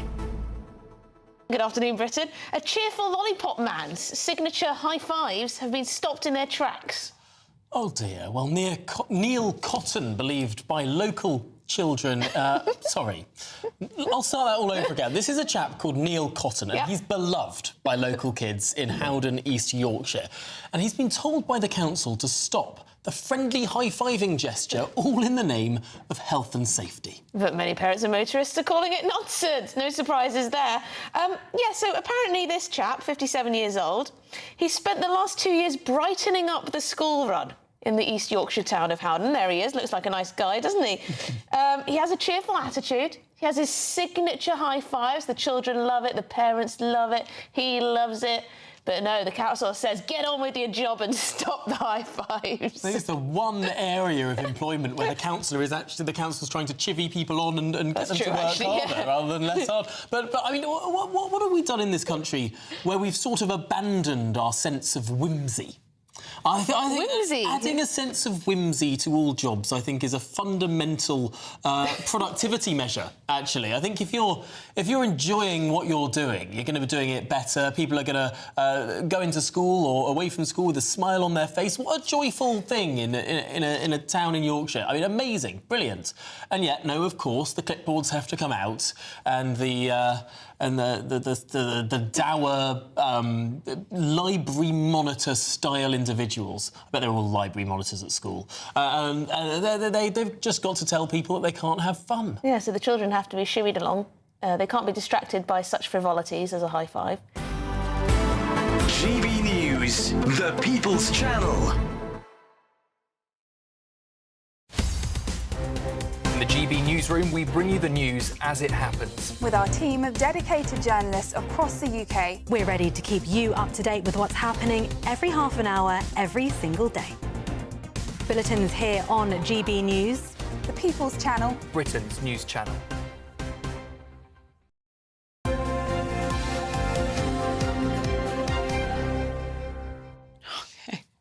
Welcome back to Breakfast. It's 8:42. We're going through the newspapers with Chris Akabusi and Lynn May. Morning, you two. Morning. Chris, let's have a look at the booming demand for weight loss jabs, shall we? Yeah, I laughed at this because in the article it says about customers rushing for the weight loss drug. And I'm thinking, if they rush to do a bit of training, they might actually be better off. But the serious line is that there is a massive uptake in these weight loss drugs that the NHS cannot meet the demand. There was a poll done by the National Pharmaceutical Association, and their concern is that there's such a high demand that the people that it's designed for, those who are clinically obese, got comorbidities like high blood pressure, etc., in order to look after them, it might send other people into unscrupulous online entities. And there are sort of... But other people shouldn't be getting it on the NHS if they're not. Well, this is it. This is what they're trying to tie down, is actually we've got to be much more rudimental about who is allowed to access it on the NHS. You have to have these clinical comorbidities, so that you've tried the diet and it's failed, but you are prepared to use these drugs in line with dieting, etc., not as a crux. I don't think the Labour government are helping with West Streeting also saying, people who are trying to get into work will be able to get it because, there's some sort of, according to him, link between people who can't get a job and who are obese. So I think if we start, like you said, opening the floodgates of who can get it, it's not only going to be an issue of supply, but it's going to be a huge expense on the NHS, which we shouldn't be looking at, where, like you said, just get to the gym and this whole diet failing, it's because the food is still going in the mouth. That's why it's failing. 100%. And I think this is initially when it became de rigueur and it was all marketed, no one thought about the unintended consequence of, well, we haven't got enough on the NHS to be able to afford to give to the right people. Quick fix, isn't it? Can we have a look at this is on Mail Online, Lynn. So if you go onto the Department for Work and Pensions jobs website, there's an admin role advertised for nearly £24,000 a year. For a Sharia law administrator. Yeah, so this would be the Sharia courts here in the UK. They deal with things such as divorce and other things where if you are a Muslim, it's more in line with your beliefs. It's not just Muslims, it's also, there's Jewish courts here in Britain called the London Beth Din. Again, people don't realise how similar in certain culturally Judaism and Islam is. So my view on this is, if you decide to live in this country, yes, we are accommodating already, but to now spend money on these courts, whether it's Jewish, Muslim, where do you stop? Exactly. Because what jurisdiction do they have? If you get divorced in a Jewish court or a Sharia court, are you viewed as divorced within UK law? Well, UK law is supposed to supersede, but it still has. So, for example, Sharia courts are also used for mortgages where they're not supposed to pay interest. Both in Judaism and in Islam, you're not supposed to pay interest. So it's a whole set of rules that we have decided to accommodate people. And one of our human rights is, that's where being able to practice your religion. Well, you can practice your religion, but it's gone wrong when you're actually trying to alter or augment the laws of the land. We are one nation under the law. The Quran even says that, though, and it frustrates me when I get into these debates with people. It says in the Quran, you should live by the law of the land that you live in. So now why are we trying to... But, the issue is, and even Nigel Farage has spoken about this, we cannot ignore, many Muslims coming into this country. They do add to the economy. Well, they do, but we don't go and live in any other country and say, well, we're going to bring our own laws with us. Absolutely agree with you. And I don't think there should be. I don't think there should be any Jewish or Muslim courts here. No. I agree. No, absolutely. I find this absolutely shocking. Yeah, it is. Chris, let's take a look at the Financial Times, shall we? Brazil is going to increase its BRICS commitment. Yeah, BRICS, Brazil, Russia, India, China, South Africa. And looking into it, I was quite surprised, actually, how many other countries... want to join. Or have joined. It's 11 of them, aren't there? Yeah. So, since then, in Egypt, Ethiopia, Iran, Saudi Arabia... And Iran was interesting, and and Nigeria want to join. So all of a sudden, what I saw in reading this article is that there is a pushback against this global behemoth. You know, Trump is the man. He's bullying people. You know, if you don't get in line, you're going to get more tariffs. And Brazil, who I actually see now as a little stalking horse, are going, Tango Sierra, we're not going to go in line. We're actually going to go with this outside the hegemony, and we're going to stay with... And we're actually going to challenge you. I don't blame them, though. No, I think we are Great Britain, Europe, the West, and we've had this unfettered power for a long time. The use of the dollar is worldwide, and with other countries now seeing what's happening, they're thinking, oh, we don't want to just put all our eggs in one basket and rely on the West, because if the West say, we don't like you, we're going to sanction you, we're going to cut you off, where does that leave us? Let's go and, you know, diversify and try and join this other trading bloc that may assist us if the West cut us off. Well, and that's when that makes you realise why Russia are doing so well, relatively speaking, because the Western world have cut them off, but they've got this massive trading bloc with BRICS. Where all the resources are. BRICS is very resource-rich. Yeah. So why would they not go and, you know, try and join a bloc where they can trade with other countries that have far more natural resources than we ever have or will have? Yeah. Lynn, we were talking about this in the break just between us. It's in the Daily Star this morning. Mobile phone theft in the UK. Now, I've not experienced it, but I don't live in London, and I wonder if it's a big London thing. It's out of control. 2 in every 5 mobile phones stolen across the whole of Europe. Are happening in the UK. And the reason why it's happening and it's so prevalent is because when you actually tell police, they will say to you, there's not much we can do. And these people, they come on their scooters and they have balaclavas on. And even though we have, after China, the highest number of CCTV cameras, most of them are not that very good. They'll tell you the best ones are the ones in the bus lanes. I mean, what good is that? So they're wasting resources, according to them, if they try to go after that. And that's brilliant for them. So they've made a huge, you know, they make a lot of money stealing these phones. Oh, it's a business. These criminal gangs are so efficient at doing so. My previous employer was in a location which is very popular for stealing phones, and I used to witness it every single lunch break, a phone being stolen. Well, all my friends wear, you know, those toggles now.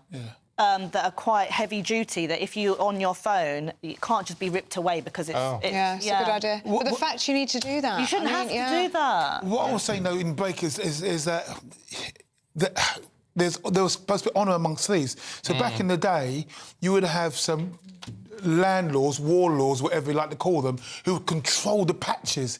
And you wouldn't have these bits of boys doing this sort of nonsense, because the real bad man that runs this place would put that guy in his place. But it's like the Krays. I mean, people always said, you know, London was a safer place when the Krays were about. That's exactly what I mean. You know, the guys that actually run the joint. We're saying we're not going to have that. We're not going to have that. You know, because you need the rich people to come in, spend all the money. They want to enjoy themselves too. I was in Lots Road, which is in Chelsea Harbour, and I saw these boys on their bikes casing the cars and all that sort of stuff. Broad daylight. Middle of the day. Cars are getting smashed in a lot now as well. Absolute madness. It is madness. It's got to be dealt with. Chris, in the Times this morning, you mentioned this sort of in the last hour. Young voters are feeling really positive about Jeremy Corbyn. Exactly that. And so the Times is quite funny, actually, because it's talking about Labour were sort of floating the idea that they're going to give 16 to 17-year-olds the vote. That will be a massive own goal. It will be, yeah. Because while the general populace didn't take to Corbyn, apparently, the young people love Jeremy Corbyn or Nigel Farage. There was a great population that loved Nigel Farage, a great population of Jeremy Corbyn, purely because the youngsters are idealistic. They've not been battered and bruised by life, and they believe in the rhetoric. When I say rhetoric, no, because that sounds like they don't believe it. Corbyn and Farage more passionate. Are passionate. They're conviction politicians. You can feel it oozing out of their pores, and the youngsters are buying into that. Yeah. So actually, what could end up happening is that you've got more people who are on the outside, emerging parties, Reform and whatever Jeremy Corbyn and Sultana decide to call their party. Fruit and nut. And those, what Galloway said, the two cheeks of the same posterior end up constricting in the middle because they're talking a lot of naughty stuff. Yeah. Effluence. Yeah. Oh, you're on thin ice, I can say. I was trying to be delicate, but maybe it didn't come across. But yeah, so I love the article. Is that saying that there's a popular underswelling for these two outside parties, and on the Corbyn side, they might have to join up with someone like Greens to get more power, but more power they would get from the younger generation. Yeah. Lynn, let's take a look at Mary Poppins, shall we, to finish I was having a look at this and I was like, why would there be a complaint about Mary Poppins? And it's because the word, I don't even know if I can say it, Hottentot, which is now... Oh, Hottentot. Yeah, which is now a negative word. Well, it was about the Hottentot Venus, wasn't it, who was an African woman who was brought up... It's because of she had that very large bottom. Yeah, exactly. And well, that's what Hottentots do. Yeah, and she was paraded round in basically a circus. From a South African tribe. Yeah. But what's it got to do with Mary Poppins? So, because it's mentioned in Mary Poppins twice, and people are now very aware of things, and, there's a lot more sensitivities, whether that's a good thing or bad thing. But they've had to... The British Board of Film Associations have had to reclassify the film to a PG from EU. Yeah, right. Well... Yeah. It's of its time. Exactly. Yeah, exactly. As what these things are. It's been a joy. Thank you very much. Thank you. Good to meet you. Let's get a check on the weather now with Ellie.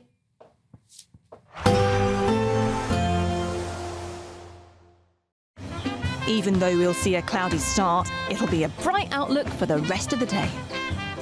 Boxed Solar, sponsors of weather on GB News. Good morning, welcome to your latest GB News weather from the Met Office.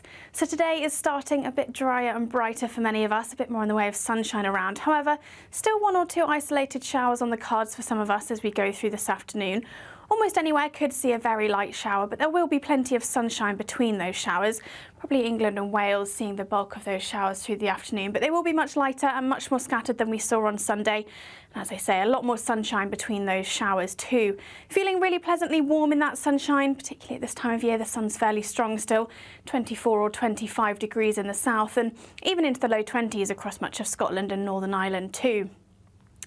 As we then head into Monday evening, there will still be some late sunshine on offer, those showers gradually starting to ease through the evening. One or two still around in places, but it should be dry for most of us to end Monday. Perhaps the sunshine turning a little hazier across the very far west of Northern Ireland into Monday evening. And across parts of Scotland too, still one or two isolated showers, particularly across the Northern Isles, to finish on Monday. As we then go through Monday night and into the start of Tuesday, that area of cloud associated with that area of rain pushes its way eastwards overnight Monday and into the start of Tuesday. Before we get there, though, there will still be plenty of dry weather around, those showers gradually easing, plenty of clear spells, but turning increasingly wet and perhaps a little breezy across parts of Scotland and Northern Ireland. And quite mild here too, temperatures generally holding up into the double figures across many towns and cities, but some rural spots perhaps starting just a little bit fresher on Tuesday morning. That area of rain then continues to sink its way south and eastward through Tuesday. It will break up, turn a little more showery in nature through the afternoon, but we could still see some heavier downpours and there will be quite a bit more cloud around than we're seeing through today. Although temperatures will still be pretty similar, it will be feeling quite a bit more humid on Tuesday afternoon. 23, 24 degrees in the south, but still into the low 20s further north, but definitely feeling more muggy than it did over the weekend. Expect a warm front, moving from the kitchen right through to the rest of the house. Boxed boilers, sponsors of weather on GB News.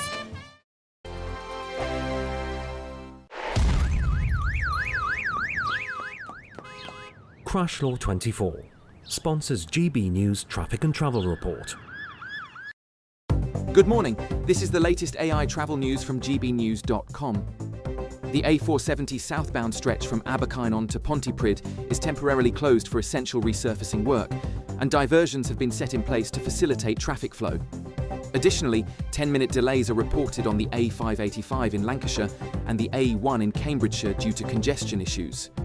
Furthermore, on the M25 anti-clockwise at Junction 2 in Kent, the closure of 2 lanes is contributing to extended travel times. In terms of rail travel, significant disruptions are affecting cross-country services operating between Edinburgh and Newcastle, as well as Great Western Railway services running between Bridgend and Cardiff Central. For more travel news, go to gbnews.com.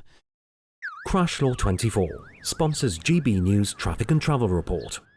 It's the final week to see how you can win big, as there's an incredible £54,321 in tax-free cash to be won. What would you spend it on? The holiday of a lifetime? Or just sit back, relax and remove some of those day-to-day financial stresses? Lines close on the 1st of August, so make sure you don't miss out. For another chance to win, text cash to 63225. One entry costs £2.50 plus one standard network rate message, or text bonus to 63225. 5 entries cost £5 plus one standard network rate message. Go to gbnews.com/win. Entries start at £2.50. Call 0903 686 3232. Calls cost £2.50 plus your network access charge. Or post your name and number to GB14 PO Box 8690 Derby DE1 9TT. UK only. Entrance must be 18 or over. Lines close at 4 p.m. on the 1st of August. Please check the closing time if listening or watching on demand. Good luck. Join me, Nana Akweer, for an informative, interactive news programme with a difference. It's fun. No, he didn't say that, Dave. I'm so surprised. I think there's an element of truth to that. Join me from 3 p.m. every weekend, only on GB News, Britain's news channel.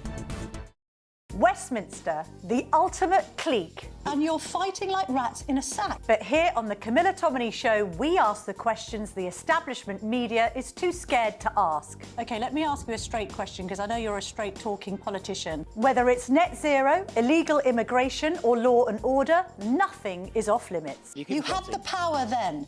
Yeah, as I and say, now you've lost it. That's the Camilla Tominey Show, a politics show that's fearless. But no, let me finish my question if you don't mind, because it is my show. Sundays at 9:30, only on GB News, the People's Channel, Britain's news channel.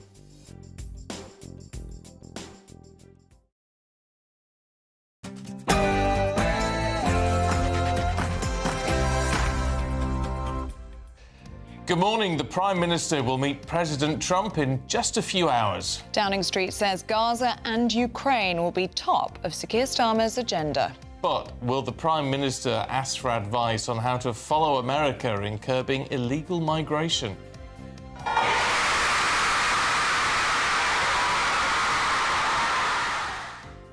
The nation celebrates as the Lionesses roar to victory, winning the Euros for the second time on the trot.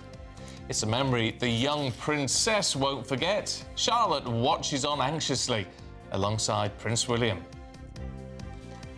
So after a nail-biting penalty shootout, then Chloe Kelly scored the winner for the Lionesses and become the first senior England team to win a trophy on foreign soil, the first to win it after losing their first game. They retain their title, and Serena Wiegmann is the winning manager for the third Euros on the trot.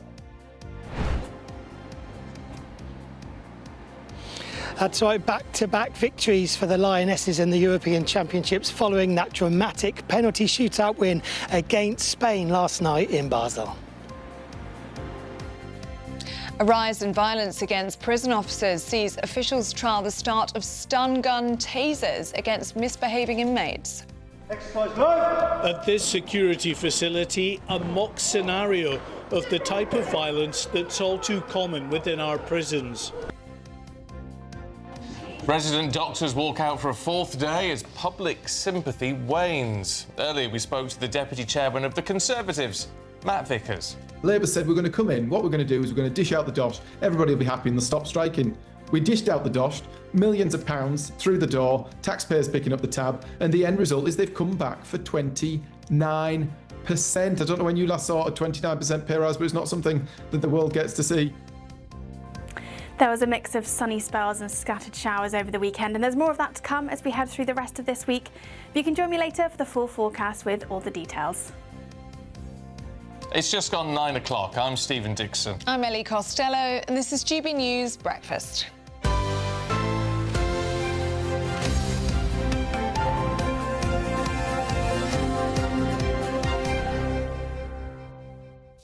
No, it's getting to 9 o'clock in the morning when Ellie starts singing along to the theme tune. Yeah, I know, it's catchy. It is catchy. I hate to admit it, actually, that's my phone ring. No, is it really? It is, yeah. I've got the 12-inch version. Fantastic. No, I have. That's tragic. I need to change that, actually, don't I? What, the GB News theme tune? It's the Christmas version that we had at Christmas. As soon as his phone rings, he does the headlines. It's unbelievable, wherever he is. Awful, isn't it? That's quite nice, I think. You're loyal to the brand. It's terrible. It's actually tragic. No. Christmas, I've got more of an issue with the fact it's the Christmas jingle throughout one. it. Yeah, No, that nice. needs to change. It's got the bells. We're in July. It does need to change. Anyway, right, OK. I'll sort that out. I've embarrassed myself. There you go. Right, the Prime Minister and President Trump are going to hold talks in Scotland within the next few hours. Well, the humanitarian situation in Gaza is expected to be high on the agenda after reports that the Prime Minister could recall Cabinet during summer recess in order to discuss the crisis. Well, meanwhile, yesterday, EU President Ursula von der Leyen struck a deal with Mr Trump to reduce tariffs on European exports to 15%. Cut it in half, basically. Bev Turner was there. You said that Europe is being crushed by mass migration, and I wonder whether your friends on the other side of the room agree with you on that. Well, I'd let you respond to that if you'd like. So, we have been working intensively on the topic of irregular migration. And we have, from the very beginning, said that migration is a European challenge that needs a European answer. As Europeans, we will fulfill our international obligations, as we've done in the past, also in the future. But we, as Europeans, are the ones who decide who comes to the European Union and under what circumstances, and not the smugglers and traffickers. That's the principle in which we are working. Immigration, Europe has a tremendous problem, and we do too, but we've sealed our borders. We have nobody coming in, and we have hundreds of thousands of people being taken out, and the bad ones first, and I think we're doing a very good job of that. But we had, I mean, it literally registered 0 people last month. You probably saw that, nobody. And Europe has a very similar problem. Well, let's get more with our political correspondent, Catherine Forster, who's in the studio with us now. Morning to you, Catherine. And there's an unlikely friendship here, isn't there, between Keir Starmer and President Trump? But today there's going to be a towing of a diplomatic line for the Prime Minister, trying to avoid the issues that perhaps they don't align on. Indeed. I mean, they're chalk and cheese, really, aren't they? They are such unlikely guys to have sort of struck up a bromance, but it does seem like they do get on. Donald Trump saying the other day about the PM that he's doing a very good job. I think he'd be very happy if many of the British public thought that, because that's not a view widely shared domestically.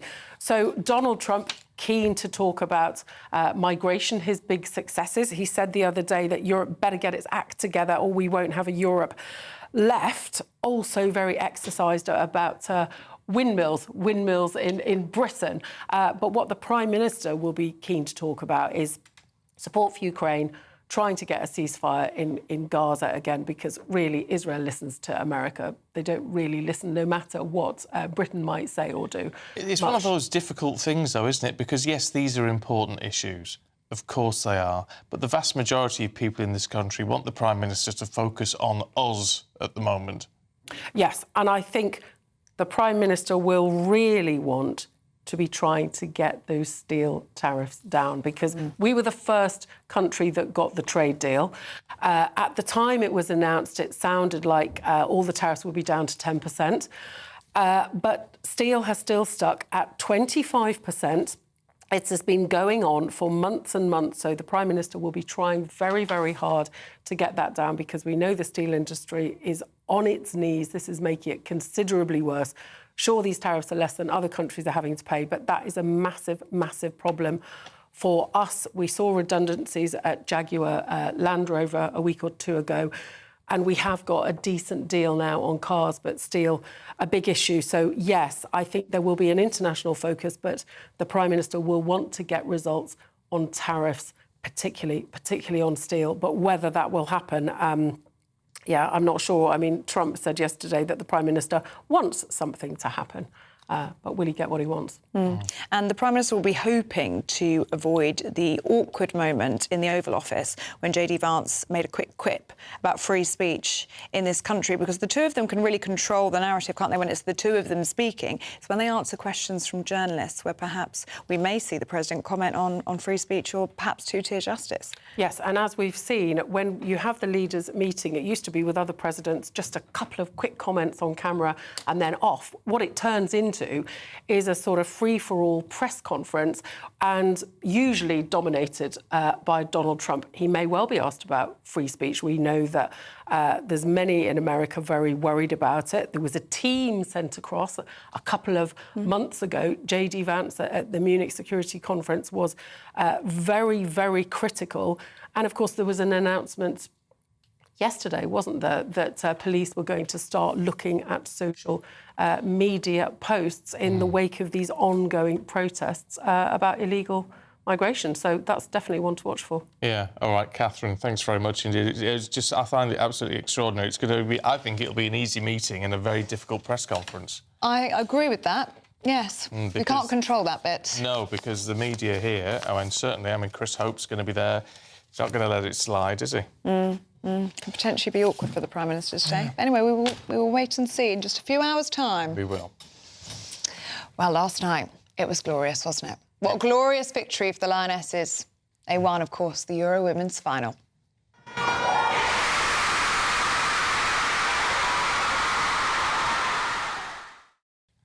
Well, forward Chloe Kelly scored the winning penalty after two huge saves from Hannah Hampton. Well, the King has congratulated the squad and, in his own words, has said the next task is to bring home the World Cup in 2027, if you can. If you can. Paul Coyte's here. I like if you can, by the way. If you don't mind. We'd really like it if you don't mind. Thanks very much. You can't underplay how important this is, how significant it is. 2 Euro victories on the trot. Brilliant, yeah. And the women's game has come on. I mean, this is going to sound really corny to say how it's moved on leaps and bounds, but really, I think 2019 was when the big change was, when England got to the semi-finals of the World Cup. People started taking notice. Then money starts going into the game. Then you've got Premier League teams and then investing in women's football as well. And it's just getting bigger and bigger. And this will then snowball even further because it's been a terrific result. And also the fact to beat the whole of Europe again, it can't be underplayed. It just can't be. And they just squeezed through. We didn't think it was going to happen. I think earlier on in the tournament, the scenic route. Someone said about taking the scenic route, it's yours, Ellie, and it's going to be everywhere. A wise woman once said about taking the scenic route, because it was kind of round the houses. 3 knockout games, they were ahead for 4 minutes and 52 seconds combined when it came to those 3 knockout games. The penalties that we had to face. And then it was, is it going to happen? Isn't it? It all started off with that first penalty that was Beth Mead, and then she slipped over. And then it had to be retaken, because a lot of us were watching it thinking, well, what happens now? Because there was a rule that if you hit the ball twice, then it counts as no goal. But there's a new rule that says if that happens, then the penalty's retaken. And then she did retake it. And then it was saved. And then we go on. And then we had Hannah Hampton making 2 saves. But it was... And Chloe Kelly scoring the winner, which was the most perfect penalty that we saw right at the very end. Confident. Absolutely. I mean, she's someone that oozes confidence. She does. Absolutely, whenever you hear... Not arrogance. It's interesting, isn't it? It is. There's that fine line, isn't there? Yeah. Between confidence and arrogance. And she's on the right side of that. She's been through a lot. They all are. Yeah. And the personal stories of the squad are just incredible. They've been through a lot, haven't they? Oh, yeah. I mean, some of the stories we've had. I mean, we had Jess Carter during the tournament. Of course, that racism row and the awful things that happen on social media, which has affected her. And she was brilliant yesterday. Michelle Adjaman, young player of the tournament, she's only 19 years old, and she's a star in the making. So, I mean, it's really happened for her over the last few games. Chloe Kelly, as we mentioned, Lucy Bronze, played with a fractured tib. She had a broken leg. She was playing with a broken leg, for crying out loud. And you know what else she did? They were partying till 4 a.m, the squad, and she was out on the broken leg. You know what? I don't know about you, but I would imagine that with a broken leg, the pain probably subsides the more the partying goes on. I should think so. Do you think so? Yeah. She's probably waking up thinking, God, blimey, it didn't hurt last night. But then Hannah Hampton, the goalkeeper, who's an amazing story as well, she was brilliant. Yeah. Honestly, what a fantastic night. And we got the parade tomorrow. Can't wait. That'll be brilliant. All of that to look forward to. All right, Paul, thank you. Should we talk to our national reporter, Steve Bennett, who's at Lee Sports Village for us this morning? Is anyone up and about celebrating yet, Steve? Good morning to you both. Good morning, everyone. The answer to that is no. There's not as many people around here as we had thought, and rightly so. They should be hungover somewhere after partying through the night. I've messaged a few of my football contacts, and surprisingly, no one's come back to me because they've been doing exactly the same, spending all night partying and enjoying this Lioness victory, as Paul mentioned. They're back-to-back European champions under the most difficult of circumstances. When it comes to tournament football, the performance really doesn't matter. It's about the result, and in the last 3 rounds, the quarter-final, the semi-final and the final last night, the Lionesses certainly showed that. They'd be the first to say that potentially, they didn't play their best football in those 3 games, but they got through. Nobody will look back on this tournament and say, well, we didn't play too well. They'll look back on it and say, we won. That's the most important thing. So 1-0 down after 25 minutes. Then Serena made that change. Lauren James goes off, and on comes Chloe Kelly, the heroine you've been speaking about, and she changed the game, really. She assisted Alessia Russo on the stroke of the hour, 57 minutes in the second half. The game was 1-1. It then went into extra time, and as we know, penalty kicks, and then Hannah Hampton, very much the heroine of the penalty shootout, saved 2 penalties, and then Chloe Kelly steps back up, and for the second consecutive Euros, she scores the winner. What a character. As Paul was mentioning, she's had some personal problems away from the field as well. She's really bounced back. Serena's had some faith in her, and last night, the scenes you saw after the game of celebration for the Lionesses. That's their 3rd consecutive final, including the World Cup, where they lost to Spain, by the way. They put that right last night. Back-to-back European champions. An incredible achievement. And one channel last night in England registered 10.2 million people watching that game live. Those figures don't lie. So the investment in the women's game continues. The interest in the women's game continues. This now means little boys and girls all over the country can watch what happened last night and be inspired to be footballers themselves. Yeah, absolutely. The nation is behind the Lionesses. Good stuff, Steve. Thank you very much. Now, the nation is also behind getting £54,321 in your pocket. You could have it this week because the lines close on Friday for what is our biggest ever cash giveaway. If you want to take part, here's how. There's just 4 days left to see how you can bank our biggest cash prize to date. £54,321 in tax-free cash is up for grabs in our summer Great British giveaway. Cash to spend on anything you like. All of that cash could send you on a holiday, boost your savings, or just send some of those day-to-day financial stresses packing. Lines close on the 1st of August, so make sure you don't miss out. For another chance to win, text cash to 63225. 1 entry costs £2.50 plus 1 standard network rate message, or text bonus to 63225. 5 entries cost £5 plus 1 standard network rate message. Go to gbnews.com/win. Entries start at £2.50. Call 0903 686 3232. Calls cost £2.50 plus your network access charge, or post your name and number to GB14 PO Box 8690 Derby DE1 9TT. UK only. Entrance must be 18 or over. Lines close at 4 p.m. on the 1st of August. Please check the closing time if listening or watching on demand. Good luck. Yeah, best of luck to you. Still to come, we're going to be talking to the Business Secretary, Jonathan Reynolds.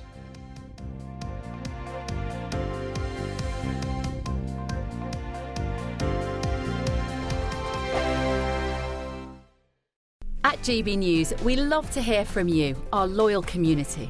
So drop us a line at gbnews.com/yoursay.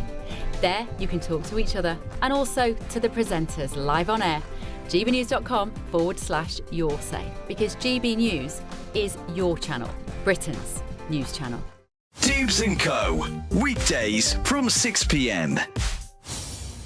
You have to tackle gross levels of inequality. Now, this is not about being... it's not about fairness or the politics of envy. It's about saying we need more money in average people's pockets so they can go out and spend. What's happening is a lot of people are spending all their money on rents and mortgages. People and give it to poorer people. Yeah, but obviously, when I say rich, who do you imagine? No, well, I don't know, because I'm not proposing it. You tell me. So for me, I'm not talking about those who've done quite well, those who've grown their businesses. I'm talking about the billionaire class and the corporations. And I don't want to look at increasing income taxes necessarily. It should be about a wealth tax, because if we don't do anything about it, it's going to get worse. Now, what's interesting what you said about benefits, I know there's this pervasive idea. I just want to make that point quickly. Let him finish his point. She's about to spontaneously combust, but hang on. Go on, finish your point. There is this pervasive idea that, well, we need to cut benefits to force people into work. And you can understand the logic there. It makes sense, right? What's interesting is in Denmark, they have a higher labour rate of participation, which a fancy phrase of more working age people are in work than the UK. In 2022, it was like 80%, 2024, 75%. Look at the UK, only 53% of people in work, yet Denmark have a far higher or far generous welfare state. Well, we've had a lot of cheap labour that has come in, which that's taken the levels of earnings down at times, and that's left... I disagree with that. Well, just let me finish. And that's left a lot of people who already live here, basically lounging on the sofa and thinking, well, my benefits are great, why should I get out of bed? Why should I get out of bed for another 20 quid a week? And we've got to get rid of that mentality, because it's the same people... You're using anecdotes here. You're not looking at the facts. I've told you the facts. Who seem to be contributing to this economy year in and year out, and a lot of them are actually older. GB News, the People's Channel. Britain was once the envy of the world. But look around. A nation that no longer knows what it is or where it's going. A country that's broken. How do we fix Britain? How do we bring it back? Friday night with Matt Goodwin at 8 p.m. Only on GB News. In the GB Newsroom, we bring you the news as it happens. With our team of dedicated journalists across the UK, we're ready to keep you up to date with what's happening every half an hour, every single day. Bulletins here on GB News, the People's Channel, Britain's news channel.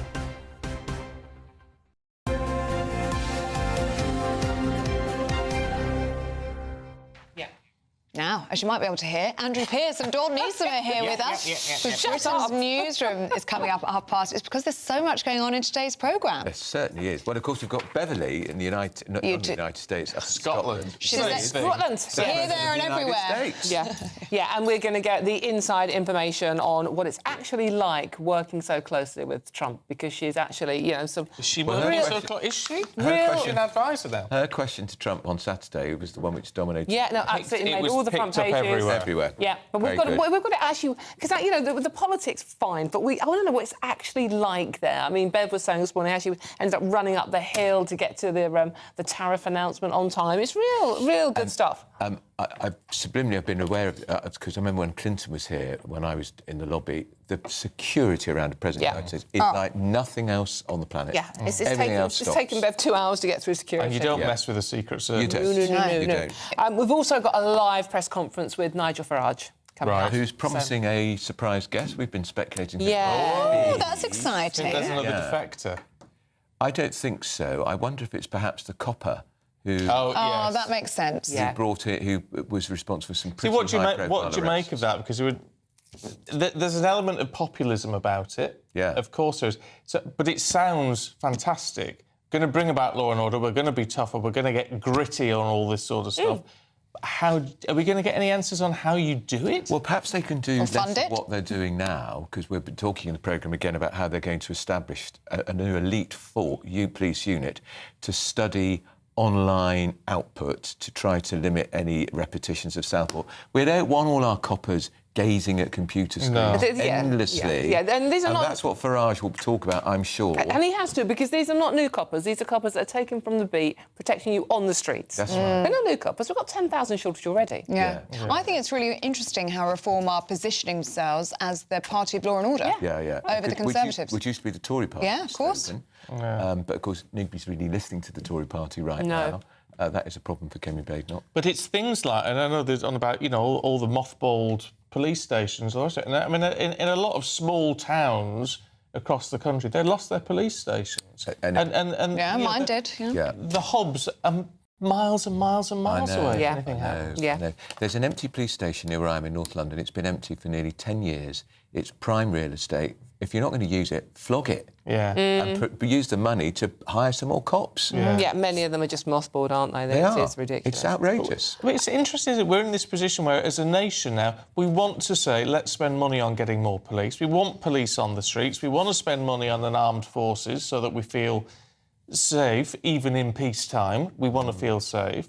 It's like going back to proper old-fashioned values, in a way. It is, it is. And we're also talking about Sharia law and should Sharia courts be banned in the UK. And Jewish. And the Jewish courts, absolutely the same applies. They have exactly the same rules and regulations governing them, so you can't ban one without the other. But we're asking, are they necessary in the UK at the moment? Dawn and I were a bit struck, but the Department of Work and Pensions website advertised a job for a Sharia court administrator. And how can that be? How can they operate within the UK law framework? I don't understand it. No, it is. I mean, so it that's is. going to have to be explained to but I mean, the fact that it's on a government website, the job advert. But surely you just have a law of the land, and that applies to everybody. Yes.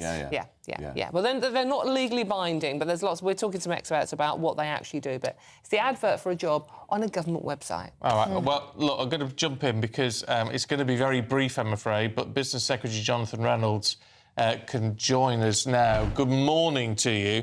There's lots to talk about, but as we were just talking about this Sharia law job that was advertised on the Department for Work and Pensions website, seems to have disappeared in the last few minutes from that website. But it can't be right, can it, that this is what government money is being used for, and alternative law systems, depending on your religion in this country? Well, I am concerned about it. I don't know what has gone on here. I can tell you that would in no circumstances be a government job. This website is used by other organisations to advertise rules, but there'd be no government job in relation to something like this. And you're right to say it is the law of the land. There is one law of the land in England and Wales. There's no legal recognition of Sharia processes or legal codes in the UK. So I'm not exactly sure what's going on here, but it does concern me. But I hope there's some reassurance from that information. The Prime Minister is meeting President Trump in just a matter of hours in Scotland. What's going to be top of the agenda? We hear that it is going to be the humanitarian situation in Gaza, but also lots of talk in the papers today that perhaps Sir Keir Starmer should take the opportunity to seek some advice on immigration. Well, there's a few things on the agenda today. I mean, it's mainly a private visit from the President, but there's a chance to advance a few issues, and we will do that. The trade relationship is a big part of that, which I deal with, but that'll be on the topic of conversation today. Also, the conflict in Gaza, as you rightly say, the horrendous circumstances and human suffering we're seeing there. The US has a major role, a major influence in the Middle East, and that's an important part of this, as well as issues like Ukraine as well. So, the fact in the last few weeks we've had President Macron, Merz from Germany, we've had Modi from India, now we've got the President of the USA. It does speak to Britain's status on the world stage and how we use that for the things that are important to people in the UK. Well, talking about things that are important to people in the UK, I mean, there is so much concern over immigration, and you wonder if Number 10 is really, and the Home Office, indeed, have got their head round this properly. There is stuff bubbling away across the country now around hotels. We obviously, no one condones any violence happening or anyone breaking the law, but peaceful protests show how frustrated people are. The response to this from the Home Office has been to set up an elite police task force to monitor what Brits are saying online on social media that could be anti-migration. That's crackers. I mean, that's properly crackers, isn't it? That's the focus of the Home Office. If we're talking about That is not the focus of the Home Office. That is completely false. So if we're talking about illegal immigration, the frustrations people legitimately have in the UK, the government has as well. I mean, particularly about these asylum hotels. The reason we have taken such strong action on it is because we share those concerns the public have. If you think about these hotels, they were, I think, over 400 at the height of this. There are now just over 200. That is too many, but that reduction is because the Home Office have processed claims that should have been processed at the pace that is necessary. They've deported people in record numbers who shouldn't be in the UK. And for that reason, it's not about whether people are in hotels or any other type of accommodation. If they shouldn't be here, they shouldn't be in the country. And that's the grip the Home Office have brought to this. And on the subject of legal migration, look again, frustrations people have, this government has. And I think you can welcome people to the UK Home Office is forming and say this net elite immigration at 1 million is too isn't high. it? This elite police task force The Home is Office being forced, isn't it? Formed. The Home Office could not be clearer that they recognise legitimate concerns about illegal immigration, about asylum hotels, and are taking the action necessary to shut those down. That's why there's been such a substantial reduction. They would say themselves there is more to do, but it would be wrong to portray this as somehow believing that public concerns are inappropriate or they're far right. Of course, there'll be bad faith actors in any protest, but there's a legitimate set of concerns here the government recognises and is taking action. I just want to finish that point on legal migration, though, because you can welcome, I think, people to the UK who want to see that happen and say net immigration at 1 million, this government inherited, is far too high. It has come down a lot. It will come down further because of, for instance, the more restrictive changes to the skilled worker visa this government has put in place. So whether it's legal or illegal migration, we share those public concerns and are taking the action that we're doing because of that. OK, Jonathan Reynolds, we're out of time with you this morning, but thank you very much. Good to see you. Thank you. That is it from us, but these two, as you know, are next. Just you've got 20 seconds. Oh, raring to go. Yeah, touches. But it's just like, why then are they forming this elite force? Because that's what they care about. These people who've got genuine reasons to protest about these hotels. I just think it shows a government that is tin-eared. Police crime, not our thoughts. Absolutely right. Yeah. All right. Here's the weather.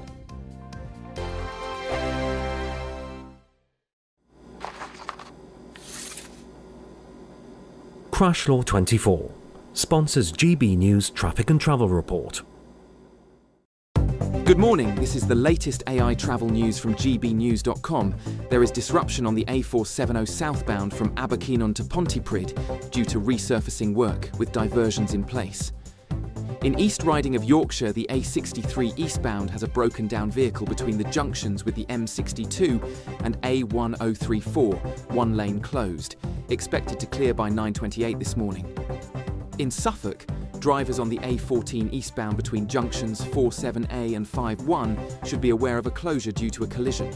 Normal conditions expected around 10:58 this morning. And on the trains, cross-country faces delays between Edinburgh and Newcastle. For more travel news, go to gbnews.com. Crash Law 24 sponsors GB News Traffic and Travel Report. Good afternoon, Britain. Weekdays from midday. Welcome to the Bakerloo line, where over the last year, 2 years, every single carriage seems to have been just absolutely covered in graffiti. So we're out this morning to try and do what the Mayor, Sadiq Khan, seemingly can't. Let's clean up the tube. Look, these doors used to be covered in graffiti, but no more. See, it's not impossible. Not impossible it is, because there is so much that can actually be done. And just a few friends of mine, actually a guy called Joe Reeve, who organised this all, he's from the campaign group Looking for Growth. And he got in touch and said, do I want to come? And I was like, absolutely, I bloomin' do. Because I think we can show some pictures of some of our work, which was just on Sunday morning. And it was actually remarkably simple. What we did was we sprayed the graffiti with sort of anti-graffiti spray, eco-friendly anti-graffiti spray, actually, as it is. I didn't know that was a thing. A bit of scrubbing, and look, it just comes off. I mean, this stuff is not rocket science. A total lack of imagination, a total unwillingness to do anything about the sort of social decay that we're seeing in our cities in the country at the moment. A laziness, a profound laziness and a lack of political will at the heart of the governance of London that means means that people are just like, oh, the washing machine's broken, we'll just live with this social decay. Well, no, you don't have to live with the social decay. You can come up with new ways to do things. You can give some people some sponges, some water and some graffiti spray and get that stuff off. It's not impossible. Pull your socks up, Sadiq. Do something about it. GB News, the People's Channel.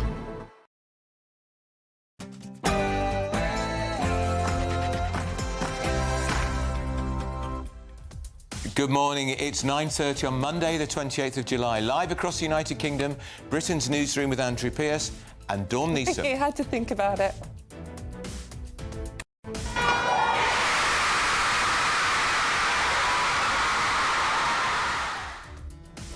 Yeah, the Lionesses did it. 2 days of celebrations as England women win the Euros again.